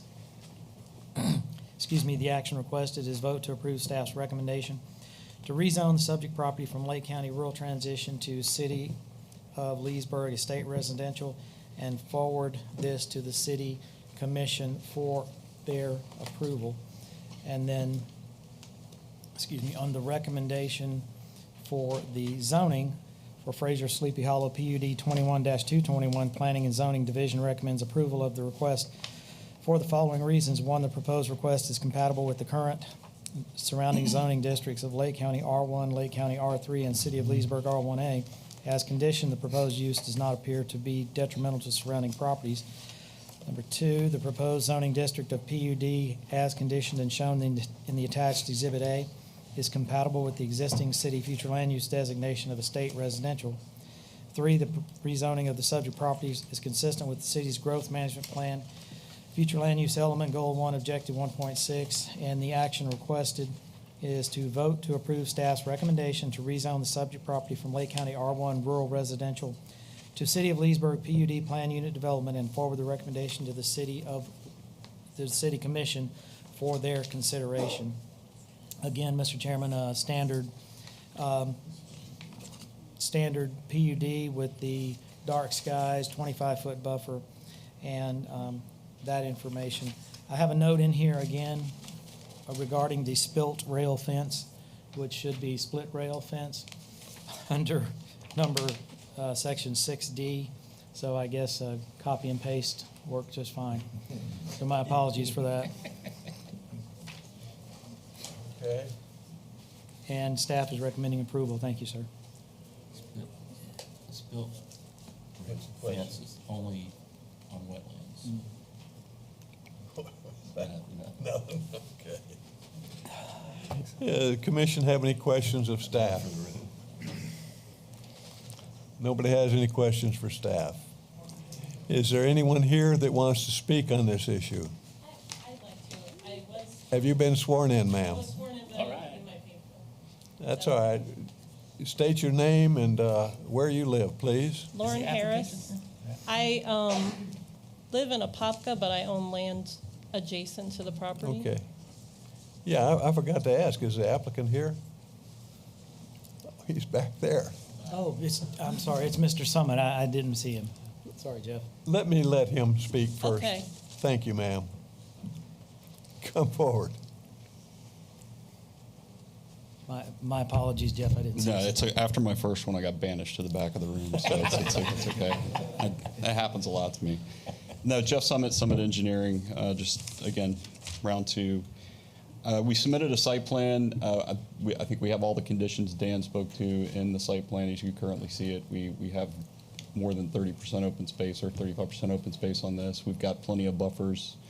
We've got our single access point. We have a large retention pond to take care of the stormwater. So we have a pretty good layout here. I think it's a really nice site plan. I have to compliment you on that, sir. I think that one came out really good. I like this. You know, we have an issue with small front lots. And with the pie shape, it opens up, it gives people a nice backyard so they can have privacy. And I compliment you on that design. Yeah, this one, I think this one came out really nice. I like this one myself. So I'd be happy to answer any questions and if you have any. No questions? Okay. Okay, ma'am. Well, I have a question about the buffer. Is there the buffer? Come to the microphone, please. We have to have it on the record. I didn't. It's like So the buffer, so my property is on Sleepy Hollow adjacent. I have two properties adjacent. Is that buffer between, on Sleepy Hollow, between the community and the acreage behind it? There you go, Dan. The buffer runs, you can see the little white area runs all the way around. Here's Sleepy Hollow down here. I'm sorry, I got my roads backwards. I'm tired, forgive me. The buffer runs here, all the way around. And so there's 25 feet of either undisturbed area, or if there's no trees, it has to be planted to what's shown in the PUD document. So there's 25 feet between the lot and your property. Right. So nothing will go there? Correct. Or added to if there's nothing there. Well, If there's no buffer, then they have to put some plants. Yeah, foliage of some Foliage. sort.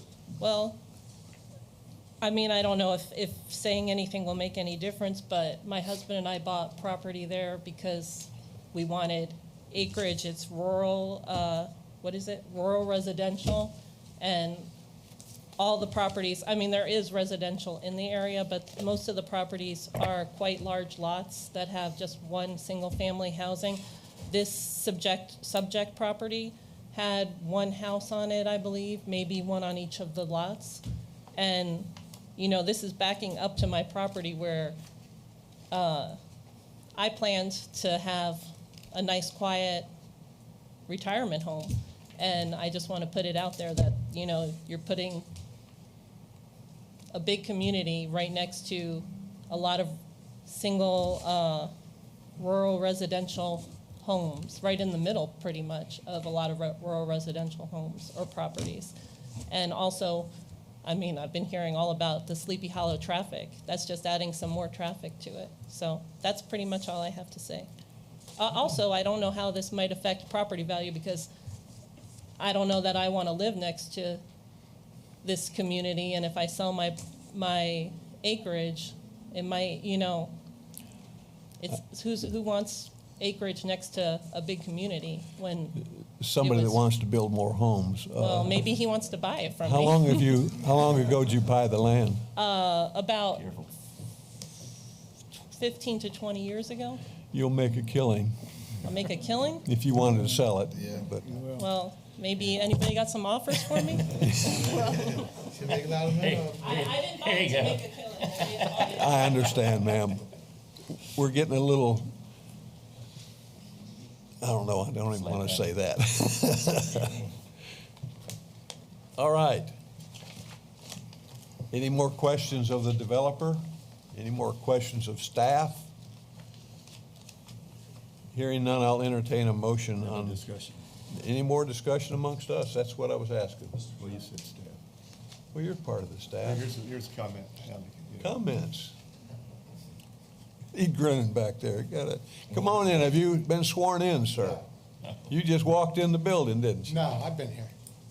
Well, you're going to have to swear this guy in.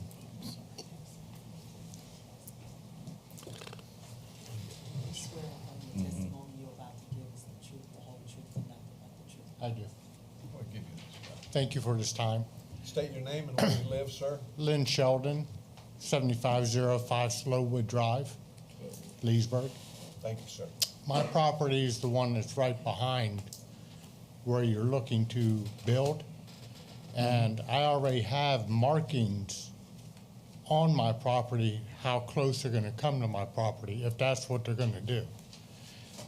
When I bought my property, I'm the one who paid $8,000 additionally for the area, the proximity, and that I was guaranteed that there would be no building behind me, that was a preserve, which I have seen gopher turtles come out of and return to, and eagles come in and come out of. So when I addressed the builder about it, he guaranteed me nobody would build behind you. You would have a private lot. And like I said, I paid $8,000 additionally for it, the size, the area, and the privacy around it. I have a question for legal counsel. Is that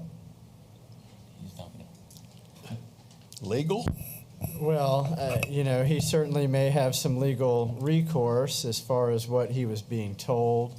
I did see the comment in the package, and I noted that the property behind his was owned, you know, the subject property here appeared to be owned by a different developer than who sold him his property. Right. And so it may have been that somebody was talking out of turn that didn't actually own the land. There's no real telling, you know, just trying to kind of put together the puzzle here. But unless there's any type of restrictive covenant or anything like that on the parcel at issue here, that perhaps you would have enforcement rights under, it's hard to say. Again, when did you buy your property? 3 years ago. 3 years ago. It's possible that you still have some time under a potential limitation period You know, I certainly am not in a position to give you legal advice as the city attorney. However, you may consider talking to an attorney about the circumstances surrounding your purchase and what representations might have been made to you to sort of induce you to make that purchase. Right. But to see that type of wildlife come in and out of it, I mean, they're supposed to be on the extinct list to begin with. But they move them though. Yeah, they go ahead. No, they moved the gophers and put them in different locations. Yeah, they'd have to be relocated, but it sounds like to me that this gentleman that sold you this property made you a promise that he couldn't keep. Right. And, you know, I'd be questioning that Like I person. said, and again, we don't know the full story and we don't know the full history, but again, it's possible that you might have some recourse, but again, I'm not able to give you advice on what you may or may not be able to do. Right. Other than it may be worth consulting with an attorney, and if you do, you'll at least get some peace of mind as far as being informed about, you know, what options you might have. Right. So if they start building on this, are they going to remove the animals that are there? Or are they gonna just let them run on everybody else's No, property? they would be required to relocate. Yes. There's a requirement for an environmental study on any type of development like this. Yes. And if there are, for example, gopher tortoises, they have to be at and I don't remember what the latest number is, it's something like $2,000 or $3,000 per tortoise, has to be removed and relocated to an accepted, state-approved relocation facility. Right. So, and I know that there's no bald eagle nests on there, on that property. That's been checked. But as far as, for example, skinks, anything like that, that if it's on this property, does have to be relocated. Right. There is no legal way to bury them as there used to be, where they had the bury permits. They don't. The state doesn't do that anymore.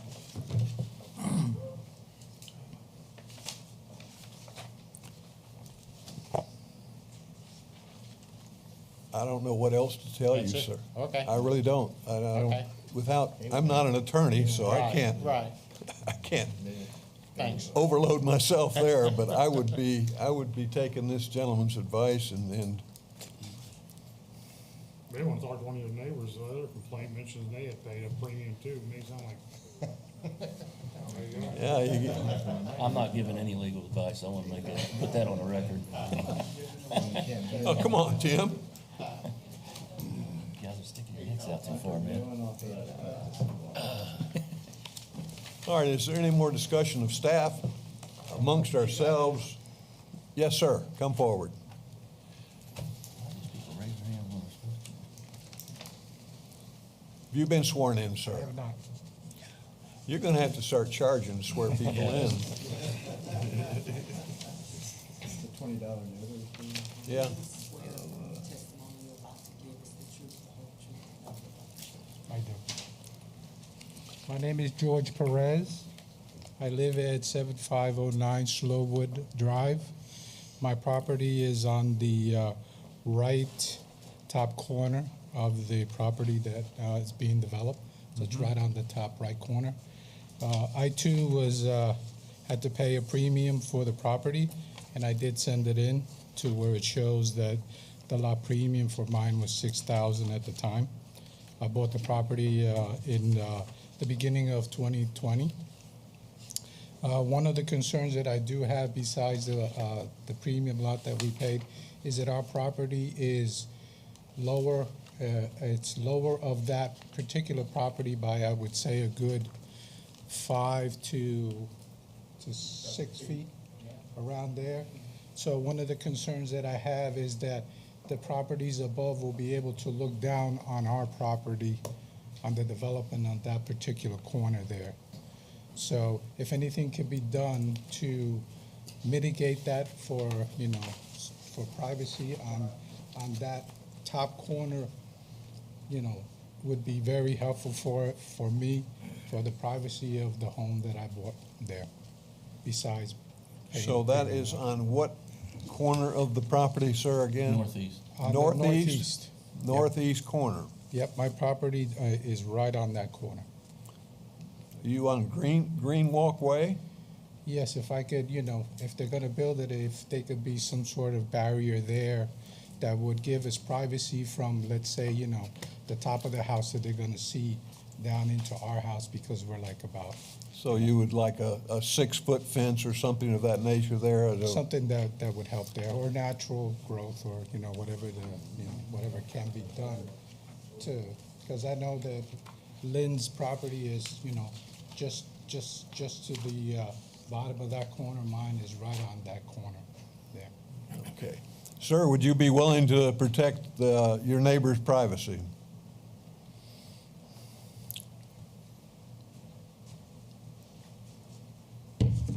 So that was the northeast corner, correct? That's what I heard? Correct. Yeah, so, I mean, looking at the site plan, I mean, we have a very large buffer there already in that site plan because we went with those radial pie-shaped lots. And we do have the requirement for the fence and for the landscaping that we have to put in the buffer that's in the PUD already. My only concern with putting a wall up is, I don't like PVC fence. Yeah. I think landscaping, especially mature landscaping over time, is a much better option if you're trying to make something opaque. As far as the elevation is concerned, I mean, it actually kind of falls to the south here. That's why the pond's where the pond is. Dan, you want to point to that area with your little handy-dandy pointer so we know what we're talking about? On the northeast corner right in here? Sir, you see the buffer you already have there? Yeah, thank you. There's quite a buffer already there. Yeah, so I mean, that's a large area So right I don't think you're going to have a big issue with somebody, plus the backyard, before you get to the house. You're going to have quite a bit of area there for privacy. Yeah. Do you plan to keep all the trees, the mature trees that are around that area? Our goal is to keep as much as we can, yes. That's always the intent, because it minimizes how much landscaping we have to purchase and put back in. Yeah, because if they don't have it, they have to put it in. Right, I got to pay for it if I don't have it. Yeah. Yeah, if we could, if something could be done for mature trees, that's there. That would be greatly appreciated. Mr. Chairman, there are significant mature trees in that, fairly mature trees based on the aerial that could easily, I shouldn't say easily, I'm not the engineer, but appear to be salvageable, still be able to put in the buffer if there's any, and I think the retention is down on the south side. Yeah, the retention's the southeast corner. So- It's not in the northeast corner. And if you want, there's the 6-foot fence option, but I don't know that it's gonna do any good because of the distance, but that's something the commission could consider. The bad thing about the fencing is that it's gonna ruin the natural buffer that's already there. It You'd have will- to I agree. cut down Will ruin trees the and put a buffer. fence in. And where do you put the fence? You put the fence on the property line. Yeah. Now it kind of defeats the purpose of the trees and the buffer. You put Right. it inside the property, now you got a no man's land that nobody maintains over time. I and it think just there's becomes plenty of space there, sir. I think you're going to be protected fine. You bet. Okay. Any more discussion on this issue? Yes, sir. Go ahead. Have you been sworn? Have you been sworn in? I swore in a long time ago. Yeah, and I appreciate that. I'm just a little bit concerned. I know there's a lot of development in that area, but to the south on Sunnyside Drive, primarily, those look like 2 to 5 acre properties. This is abutting that, and I realize that a good thing about this development, I think, is it doesn't exit or enter from Sunnyside, but there's plenty of traffic on Sleepy Hollow. I like the layout of the design. I'd like to see the lots be a little bit bigger and a little less density there. Okay. Any other comments from anyone? No, sir. Any more comments from staff? No, thank you.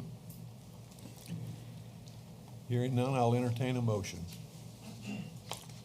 Mr. Chairman, I'd like to make a motion to approve public hearing case number Sscp 22-220. I have a motion for approval. Do I hear a second? Second. All in favor signify by saying aye and raise your right hand. Aye. All opposed, same sign. We have 2 opposed. Okay, we're moving right along on public hearing case SPUD 2222-1. Fraser Sleepy House Planned Unit Development. We have, I'll look for a motion. I'll make a motion to approve SPUD 22-221. Have a motion for approval. Do I hear a second? Second. I hear a second. All in favor signify by saying aye. Aye. Aye. All opposed, same sign. We have 2 opposed. Thank you, gentlemen, for your opinions. Moving right along. Little music trivia here is. Yes. One of the owners that's listed is married to the guitar player of the Commodores, so. Really? I got all this, I got all this knowledge that's, useless. Barrel is married to the guitar player of the Commodore. Eustace Yeah. High, Brad? Huh? You the one from Eustace High? Yeah. That's it. Public hearing case PUD 22222. Useless information. Bataligal Property PUD Planned Unit Development. Thank you, Mr. Chairman.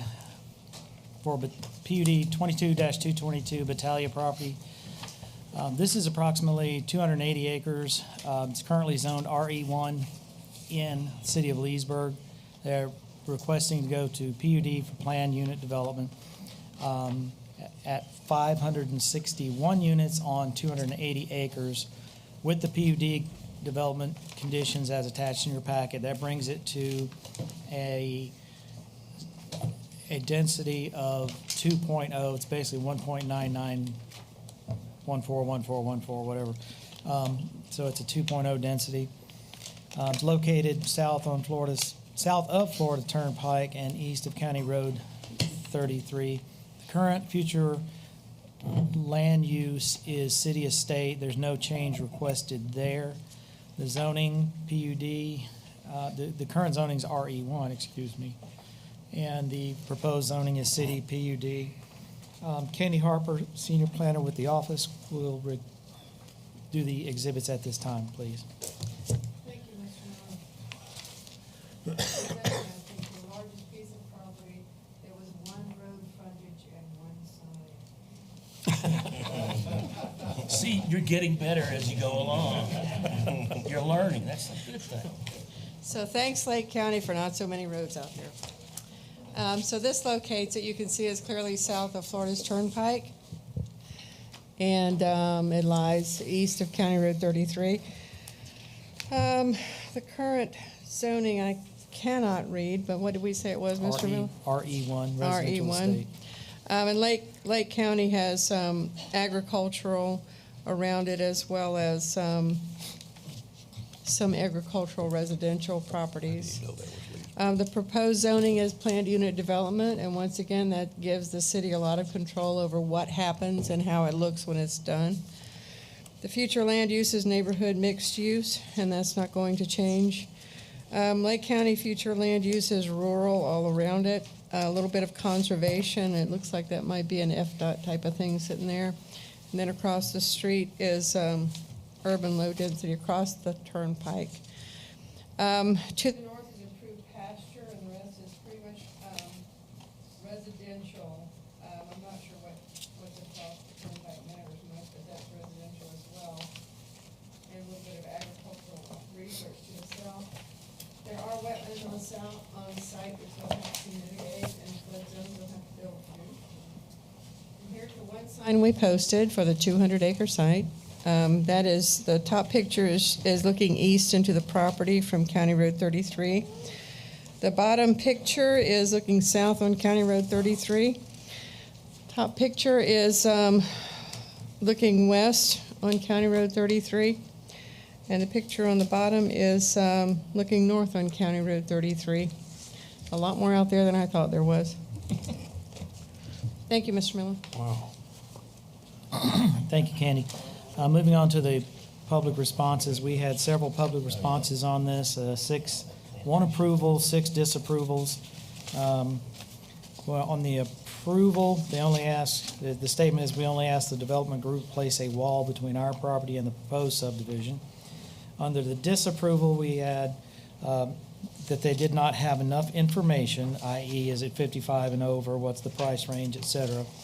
And then there was one about, a disapproval about traffic, wildlife, and numerous other housing developments going up, some within 10 miles of this proposed development, which are not fully completed. They also requested a wall or high privacy fence running the length of the development on the south side heading towards Groveland. And then one that says we'll block the view of Green Acres, we'll eliminate Green Acres, additional cars already on congested roads. Under the departmental reviews, where it was sent out to all the different city departments, Lake County Government and School Board, again, the fire department noted their ongoing concerns about meeting their standards. And again, we will work with the applicant and the fire department to get them together. Lake County School Board standard comment that this development will be subject to review for school concurrency.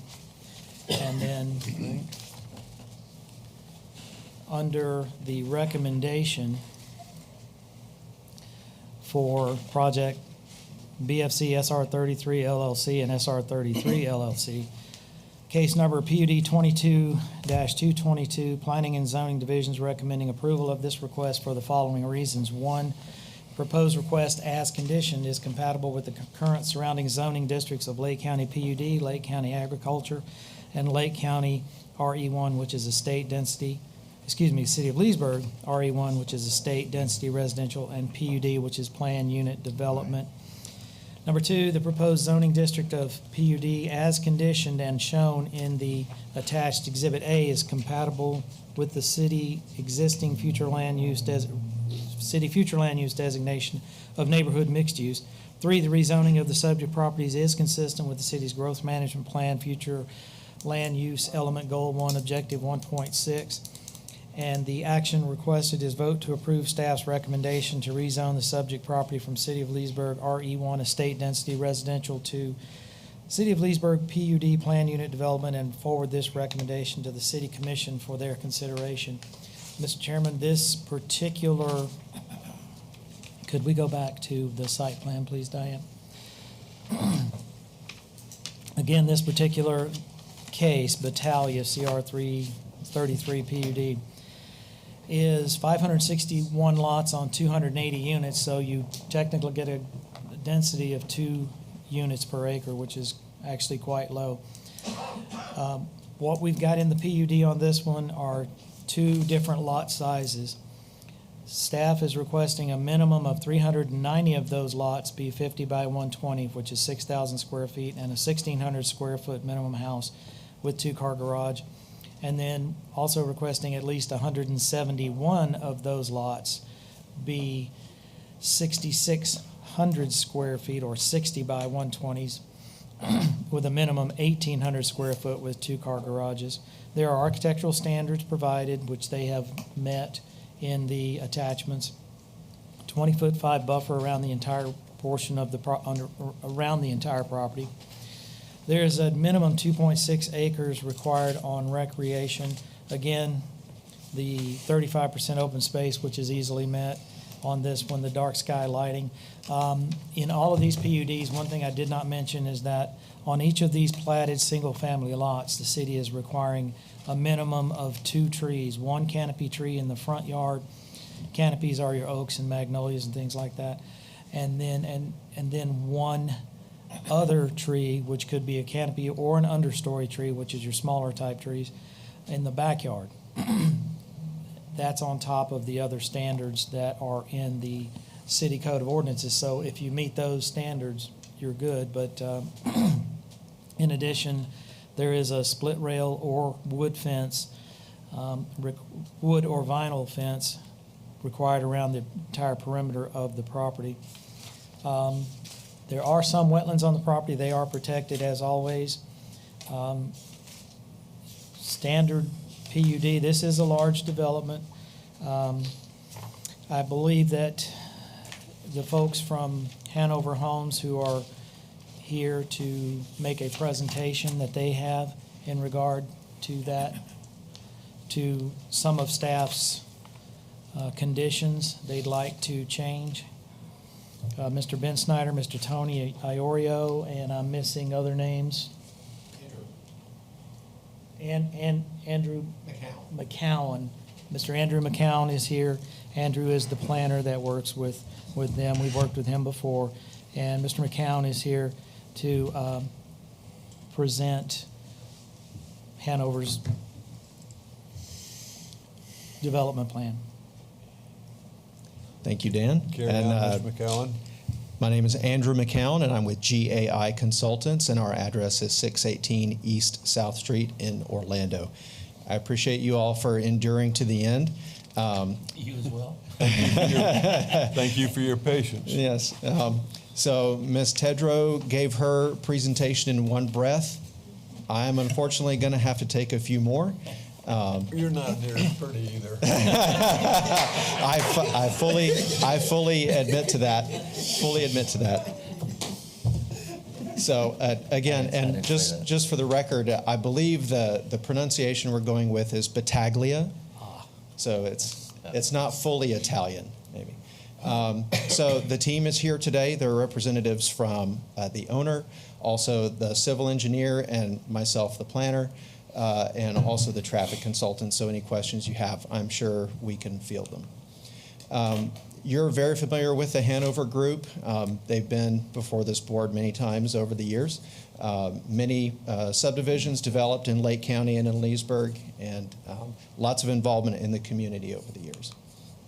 So I'll just go through most of these quickly, but you're very familiar with the area. There's a lot of activity going on in this area, and there are more that we would potentially be able to add to this map in the coming months with projects that have been submitted recently. So there's a lot going on in this area. A little bit of history. It was annexed in 2007, and as Dan mentioned, it was brought in with a neighborhood mixed use, future land use, and a zoning of RE1. The neighborhood mixed use has a density of 4, whereas the residential estate has a density of 1. And we understand that at the time it was brought in, the residential estate was used as kind of a placeholder, not really knowing exactly what was going to be done with the property in the future, and that in the future rezoning would be made to some other more appropriate residential zoning. So you've seen the maps. There's the future land use and zoning. So today, as Dan said, we're requesting a PUD. And you've seen the site plan. I think the version that was up on the screen earlier was upside down. This one is actually correct, with north facing up. Just to kind of go through some of that important aspects of the site plan. As Candy alluded to, there are a number of wetlands on the site, and we are preserving the vast majority of those. There are only 2 very small wetlands up in the north end that actually are nothing more than just old cattle ponds, and they count as wetlands. So we had to include those, but they'll be eventually they'll be part of the retention area on the north side. To buffer from the north and the south, we've really gone to great lengths of making sure that we are building on the wetland systems that already exist to add both our retention areas and also floodplain compensating storage in those areas. And we actually, on the north and south, we don't have any residential lots abutting the property line on the north and the south. We do have property against the turnpike and against State Road 33, but both of those, or County Road 33, both of those are buffered with significant buffers. There's a 50-foot buffer adjacent to the turnpike and another buffer along 33. I believe it's 30 to 35 feet. I don't know the exact dimension on that, but it will be a heavily vegetated buffer also. The amenities in the site, there will be one central large amenity area with the package you're familiar with, the clubhouse, the pool, the tot lot, and then a number of neighborhood amenity areas that will be located kind of dispersed through so that you never have more than a couple minutes walk to get to a park. There are a couple other areas I wanted to point out that are being preserved. There's an area up in the northwest corner that is a little bit steeper of a slope, and so we're actually we're preserving that area intact and not attempting to grade, to destroy that steep slope area. And there are trees that will be planted and preserved in that area. And also there is another conservation area, significant conservation area in the southeast that has a large concentration of very large trees. Very, very beautiful area there, and we are committed to preserving that area for preservation and for the benefit of the community. Some of the statistics, 280 acres with an overall gross density when you calculate all of the units of about 2. And as Dan said, 561 units total, all single-family detached, a mixture of 50 and 60-foot lots. And when you add up all of the open space in the site plan, including the buffers and the wetlands and the conservation areas, retention, amenities, and all those things, it ends up being over 50% of the site. So there are a lot of wetlands on the site, but as we said, we are preserving the vast, vast majority of those. Some of the ideas that went into the site plan as we were back and forth with staff, we originally included some 40-foot lots, and we did remove those in favor of the 50-foot lots. And we also incorporated the 60-foot lots to help preserve the character of the surrounding areas. We preserved the wetlands, and we talked about the rest of those. So just to kind of make it a little more visible, I've kind of highlighted all the open space areas. Again, 55% of the site is going to be in these areas: wetlands, retention, floodplain, and amenities. So going above and beyond, some of the things Dan mentioned about earlier about PUDs recently in this area, including some additional above and beyond code items that we agree will bring value and will help preserve the character of the area. We did agree to a higher minimum open space, but like I said, there's a lot of areas being preserved anyway, so we're going to be much higher than that. In effect, additional trees per lot. The dark sky lighting also in there. I believe there's Florida-friendly landscape requirement for amenity areas and the common areas. This is a depiction of some of the typical amenity center areas. And you can see there's the clubhouse and the pool and the tot lot with adjacent parking. We have some images of some of the proposed home elevations. These would be some of the elevations for the 50-foot lots. And we do our best to incorporate a number of those elevations to prevent the cookie cutter style. And then here's the 60-foot lots, quite a bit bigger homes. So as Dan alluded to, there are a couple of things that we want to talk about that were changed from the original submittal. Primarily in the original submittal, we had included a 5-foot setback on as the minimum interior side setbacks. That's not on the corner lots, that's on any interior lot, 5-foot setbacks. And then through the process, that got changed in the version you received to 7.5, and we are requesting that be changed back to 5 foot. We have already agreed to have a wider front setback, so that makes the lot even smaller from a buildability standpoint, and so we need to preserve as much of that side setback as possible. And the 5 foot is consistent with all of the previous PUDs that we've submitted over the last 5 years, and we would ask that we can carry that forward. Specifically on the 60-foot lots, these are anticipated to be the larger, higher-end homes for the most part, and that 7.5-foot setback versus the 5 it just doesn't fit if we have to live within that front setback. And you know, the reason for that is because people want larger houses. Today, they don't really want larger lots. So by decreasing the amount that's buildable on the lot, decreases the size of the house that can be sold, and that's just not, you know, that's not what the market is asking for right now. So in summary, we're proposing that 7.5-foot setback that you see in your package be reduced back to the 5-foot. And that's the end of our presentation. We are here. If you have any other questions, we'll be happy to answer them. What did you want to say? Mr. Chairman, if I may, from a staff standpoint, if we put in, because right now in the PUD it says each lot less than 60 feet in width shall have gutters constructed on all 4 sides of the property to direct stormwater away from the foundation. From a staff standpoint, definitely prefer the larger setbacks, definitely do. Yeah. In this case, if the gutters were provided on all lots, I don't have a problem from the staff standpoint, but with respect to that, this is a commission decision, and we'll respect whatever you want to do.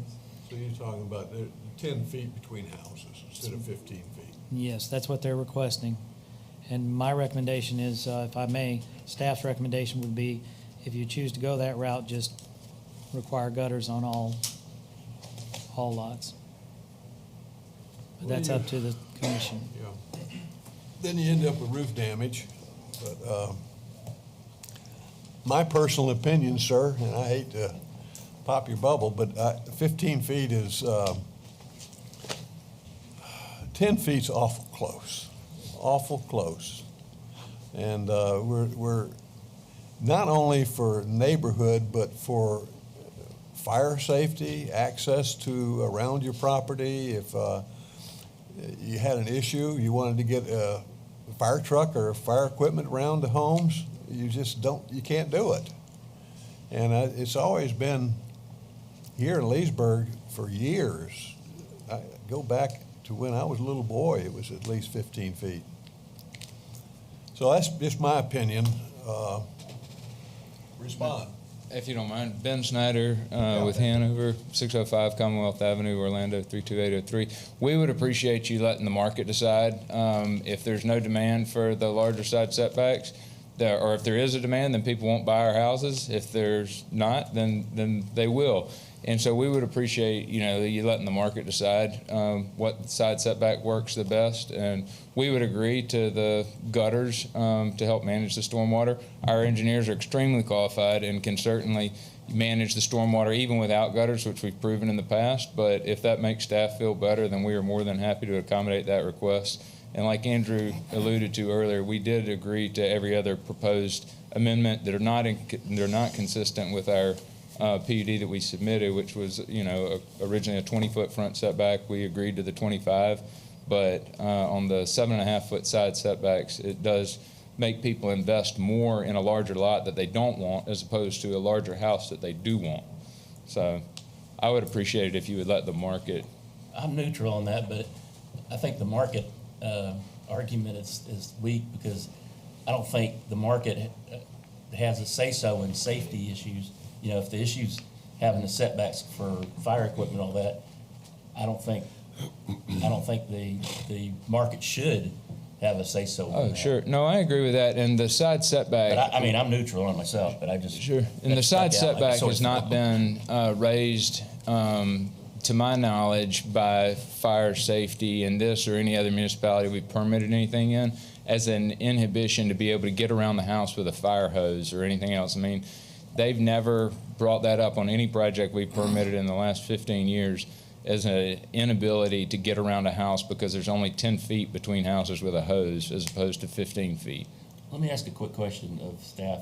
Is it, or you guys, is it 5 feet or 7.5 on both sides? Yes. Because I know in the old days, they used to have 5 feet on one side and 15 on the other. In a standard, and that alleviated the issue of in a fire standard equipment. zoning district, it would be 15 feet total with a minimum of 5 on one side. Right. You could do 7.5 and 7.5 in a standard zoning district. What people want to generally do in the PUDs is simply say 5 on each side, which gives you the 10-foot. 10 feet between houses. Yes, gives Yes, you sir. the 10 feet between houses. This commission has the option to go with their request, go with staff's request, go with anything you want to go with. Did the fire or safety, police or anybody have an issue with it? I have not heard anything about, in my experience, I have not heard anything about fire safety. Staff's preference is to go with the 7.5 to give you the 15 feet, simply because if you go out and look at it, I think it looks better. I think it sells better, but that's, a market concern. well. Looking at it and selling better, and that's our I business. can understand the market concern, but I mean, honestly. what I'm concerned They about don't- is they don't 20 years decide from safety now. Of course, and if it What was a does safety it- issue and had been raised by safety Well, that's why I professionals. asked that. Yes, sir, absolutely. Well, staff is looking at what is it going to look like in 10, 20 years when people have moved into it? Is it going to turn into some of the other subdivisions that we don't know? I mean, I believe with all my heart, because I know these guys. I've worked with Hanover for many years. I don't have any questions about them or what they do. I can't control the market as to who moves in, who moves out, and how they treat it. I have a question, talking about setbacks. You had mentioned moving from 20 to 25 as being part of the problem with the 7.5 foot. No, side. we didn't. I think that was just a note that we agreed to a proposed revision from staff in order to accommodate another concern, which was cars hanging over the sidewalk. So Dan and I talked about that, and I said, that makes sense. Went to my guys, talked to it, about it with my guys. Andrew said it decreases the buildable pad area, which it does. It does. But we agreed to that concession and decreased our buildable pad area by, agreeing to the larger front setback. So this would further decrease the buildable pad area. So there are required sidewalks, and the buildable is from behind the sidewalk or from the curb? Generally, the lot begins behind the sidewalk, and the sidewalk is in the right-of-way. So you'll have a 50-foot right-of-way consisting of starting at the middle, going out 10 feet for your lane, 2 feet curb and gutter, and then a few more feet to get in the sidewalk. And so that's where the property line begins. Then you go 110 feet, and that's the depth of your lot. And the width is measured at the front setback line, which is 25 feet. And you're saying the 20 feet to the sidewalk won't allow a car? Well, what ends up happening is that people will park 2 cars in there, and the sidewalk is of no use. The 25 makes a world of difference, even though it seems like it's only 5 feet. Larger cars. They don't want to block the sidewalk, basically. We have an Larger ordinance saying cars. You can't obstruct a walkway like that? I'm sorry? We have an ordinance in the city saying you can't obstruct a sidewalk like that? Even if Well, we're working on that right now. Even if we did, I have it that would be setback. impossible Issue to and change the enforce. Setback, give these guys some wiggle room with what we're talking about in the 7.5 feet? I don't want to give up any of the front for I don't sure. wanna give up We've the front. addressed that here before, Yeah.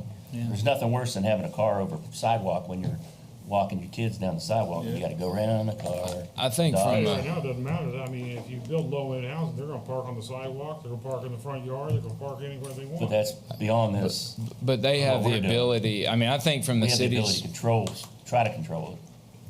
I don't know what the argument is. from the city's perspective, I think it's more valuable, honestly, to have a larger front setback than a larger side setback, because people will park up closer to the garage and get out of the sidewalk walkway,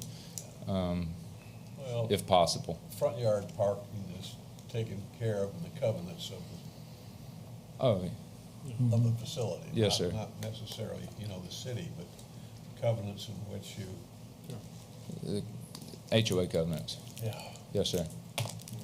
Well, If I could add, Tony Oriole with Hanover Land Company, 605 Commonwealth. The one thing, and again, I've done this for many years, I think you can see by my age here, but the 5-foot setbacks has been traditional for as long as I've been doing development.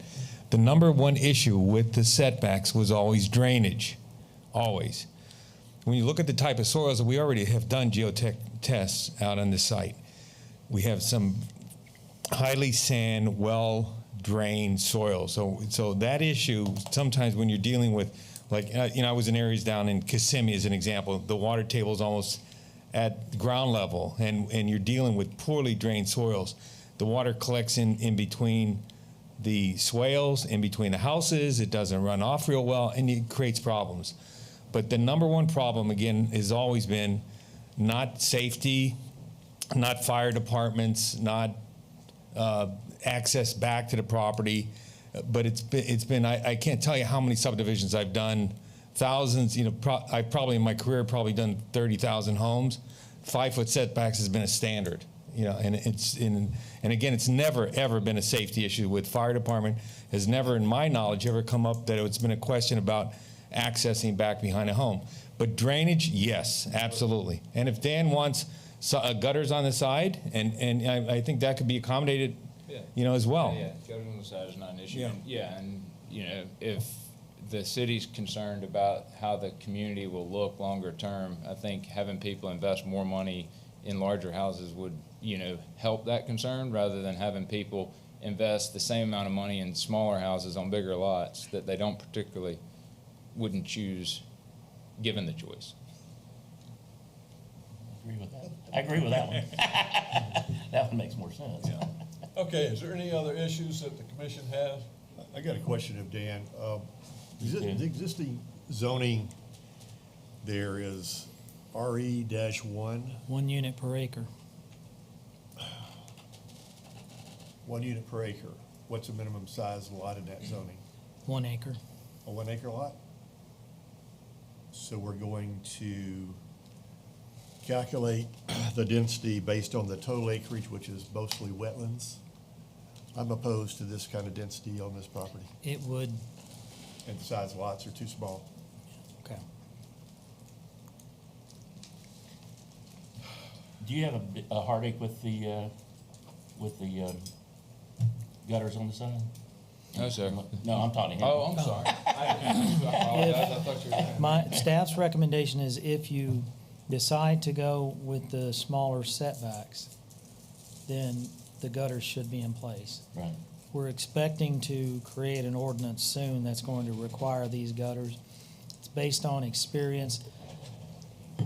I have a lot of confidence just Right. in these guys. But I asked the question because I respect but what the staff comes forward with. Not everybody manages the slope off, the grading off of each lot as well. And so the city is having to go in and come up with some type of help in there. What happens is if it's not properly graded, if it sits for a while, even that much, then the grass is put in. The water doesn't come off the house and then flow in the right direction. Then you get a serious problem. And we had one down at Arlington Ridge about a year or so ago. And so we're having to put in some code to prevent it. I don't expect it's going to happen here, but in order to make sure that we are not in a bad position, we need to do something. And, the development is happening in Central Florida, in Lake County, in Leesburg, to the extent that it's like nothing I've ever seen. And I respect Commissioner O'Kelly's comments. I understand where he's coming from. The demand on the land in this area is tremendous. It's just tremendous, nothing like I've ever seen. And not just County Road 33, going out 440, going out County Road 44, going down 27. As you've seen tonight with the number of cases, and as you will see again next month. I had one come before us today. It got postponed.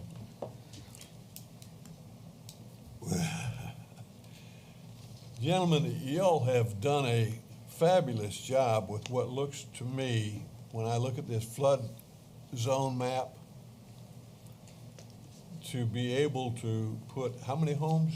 280. 561. Or 56, sorry. Went the other way. I love you guys. You've been here several times. We've dealt with you several times. But I'm having an issue with this, guys. I'm sorry. John, you hit the nail on the head when you mentioned all these wetlands and just change it all and. Well, to be fair, we're not changing the wetlands, sir.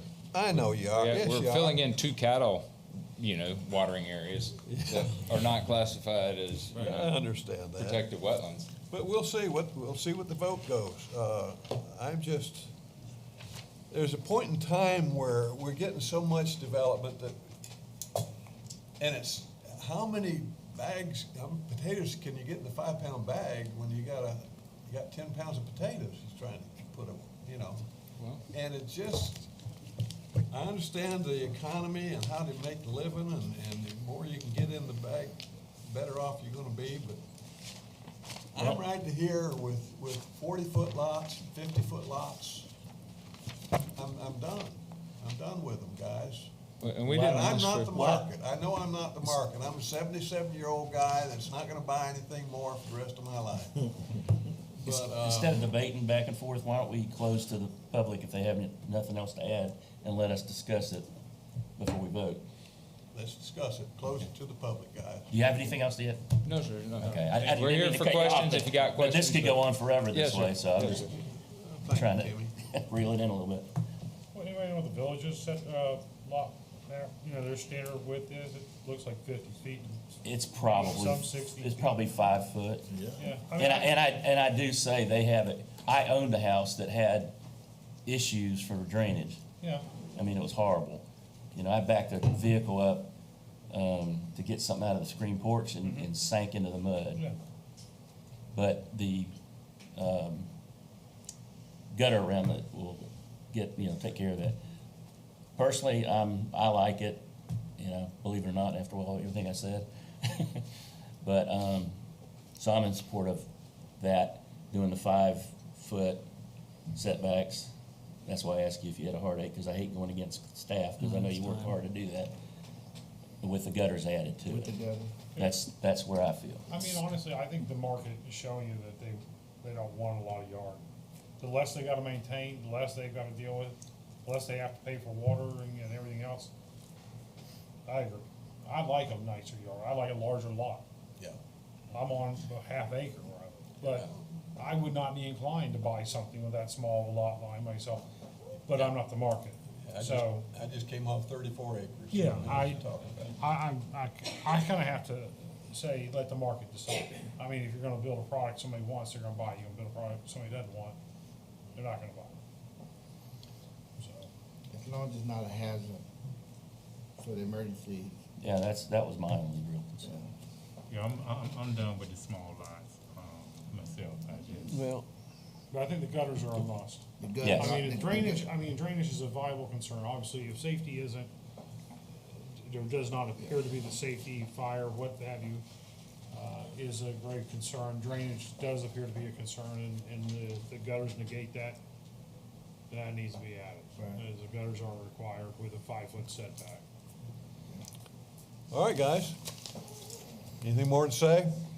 I'd like to make a motion Go ahead. that we disapprove the request for PUD 22-222. Motion for denial on PUD 222222. Do I hear a second? Second. I have a second. All in favor of the denial, raise your right hand. All opposed to the denial, raise your right hand. We have a tie.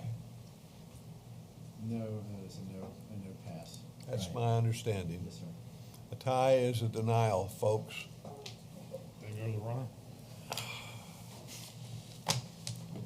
So, As a comment, I think the plan is a good plan, and you're utilizing the highlands properly, and you're preserving the wetlands. The density and the size of the lots is a concern for several of us on this board. It's coming before us every month, and I don't know what we're gonna do about Highway 27. If the state's gonna get involved, but it can't take any more. Although this doesn't front 27, obviously, it's on 33. Well, the thing I liked about it, is that everything's within side, so it's not like small lots really stick out to the public as they drive by. It's all contained. I realize that. So, I mean, that wasn't even a thought in my mind. Fellas, it's getting too much, too soon, too fast. I mean, you want to drive 27 north, and you say, well, this is on 33. Well, 33 goes to 27, and you go into Leesburg. You can't even get into town. It's a half-hour drive from 48 to Leesburg. And we've got to, a point in time, we've got to say, time out, guys. You know, I know y'all are just trying to make a living, and you come up with great plans. I've dealt with y'all a lot. Can another motion be made? For the last, I was on the city commission back in '84.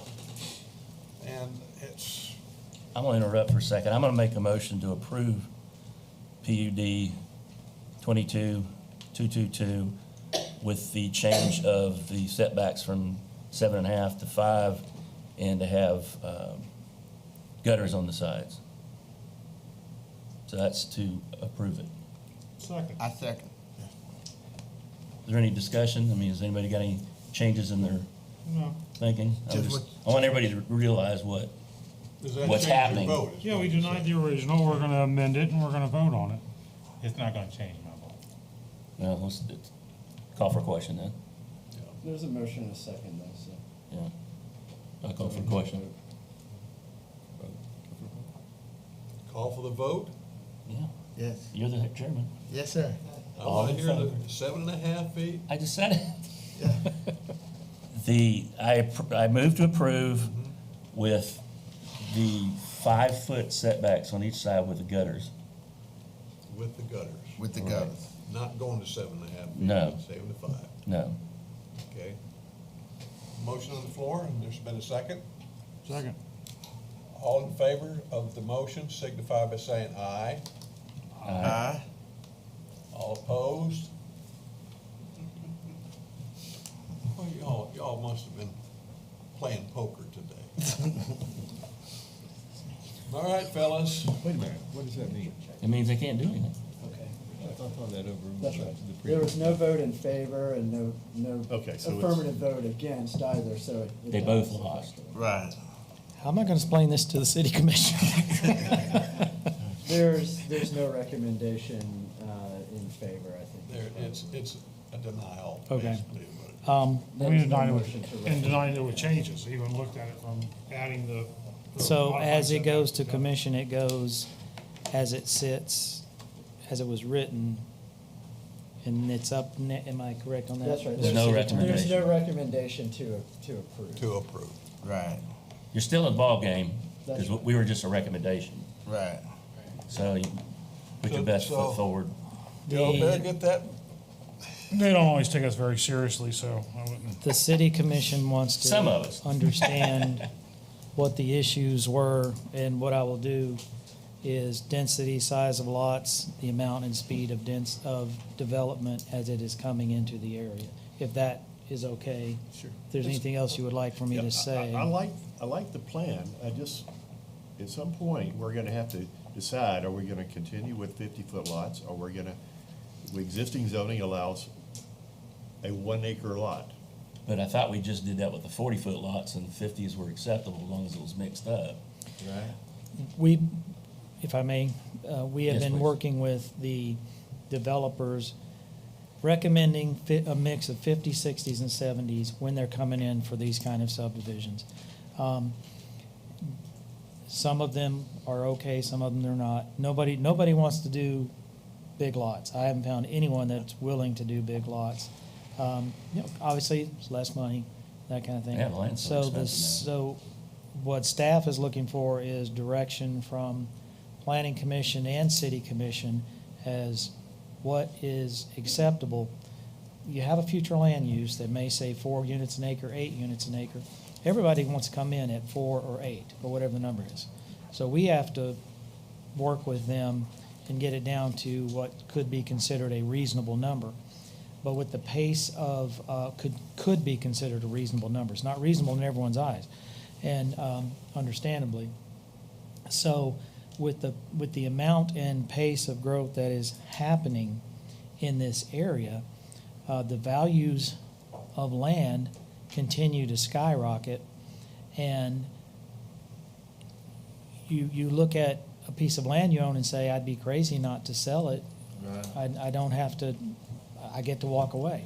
So and under the laws of the United States and I'm not trying to be an attorney, but when you own property, you have the right to use it, which is why we have these limits on the use so that it can't be overused. The problem is, those are very arguable points, very arguable. And so it's always tough. Have the greatest respect for these guys at Hanover, work with them for years. That's an excellent design. On that property, if it's gonna be that dense, that is the best design you could put on it. I've not seen many that are done that well. But on the other hand, I do understand the argument that the board is tired of seeing the smaller lots. If those were But it 60, depends on the 70, design of the 80-foot lots, neighborhood. would have probably swayed me differently. But, I'm sorry? If it had been a minimum of 60 to 70 or up, I would have had probably a different vote. 60 or 70-foot lots. Right. Well, we haven't had a subdivision yet that was all 60s and 70s. We've- They've all had 40s or 50s. Yeah, we've killed the 40s. You got a $2 million house on it. Yeah. Who's buying that in this area? We've just about killed the 40s. I know there's some more coming. Right. Well, you know, guys, But not many. if it gets too expensive to do things the way we want to do it, we're not gonna have as many people. And you know, that's not a bad thing either. But It's let's not- wait, it's let's not wait like- 10 years before I retire. It's not like, well, you're in the real I sell estate land. business, but, And I manage what's left. So I gotta be honest, I think it's one of those where, it's gonna look like California in 20 years. Yeah, And if you don't and- like it, I don't think we're gonna sit here and change it. Those Well, people like are Larry coming Taylor into used to always say, Yeah. if you don't want that growth next to you, buy it. Yeah. He used to say all the time. I used to love that. is there any more discussion for the good of the order? If not, I'm gonna go and, fill my scotch Staff. glass up. Staff would like to ask that we will send out an email. There's I think there's going to be 3 people who on the board, and I apologize for not, I was rushing over here, I didn't bring my list. But there's some terms that are expiring, and we'll contact you next week. If possible, do it tomorrow, to let you know that your term is expiring, and we need you to either re-up or let us know if you want to reapply. I think after this meeting, we're all gonna quit. And Fitzpatrick, I'm so sorry to miss it. Mr. Fitzpatrick's address, he moved, so he can't be on the board any Yeah. further. So I'm sorry that we're gonna miss him. His term is coming up, and I apologize, I can't remember the names of the other 2, but I'll send out an email that lets everybody know who needs to reapply and who doesn't for another year or so. And, Yeah, well, because we could have used that extra person today, you know? That's true. And, you know, I had 2 cases at the beginning that got postponed. If, you know, I was Yeah. shivering in my boots, you know, hoping we had enough people here to vote on it. Thank you. Sabrina saves the day. So if I may, Mr. Halliday's term is up in September. Mr. O'Kelly and Z. Carter, and then, of course, we'll send the email, and then Mr. Fitzpatrick's as well. So we'll send the email and make everybody know. But from staff's perspective, please reapply. So we have 2 spots. We'll have 3. 3 Oh, but spots. 1 for sure, because of Fitzpatrick. He's Yes, gonna come yes. back. We'll definitely have 1 new one because of Mr. Fitzpatrick's moving outside the area. John, you plan on hanging on, don't you? I don't know yet. Come on. I didn't know my term was up. Oh, That's why we're here. that's why we're talking about it. I mean, you know. See, now, if these 2 got off here, we wouldn't need microphones or anything anymore. John, now, what But Sorry. I'll, you indicated next meeting's looking a lot like this. yes, sir. Oh, really? Full vote? Full Yes, vote? sir. That change your mind? Might. Yeah, my 2 come up next I'd time. like to make a motion that we adjourn. I'll second that. I'm getting kind of used to sitting here, man. Get over it. I'm going home.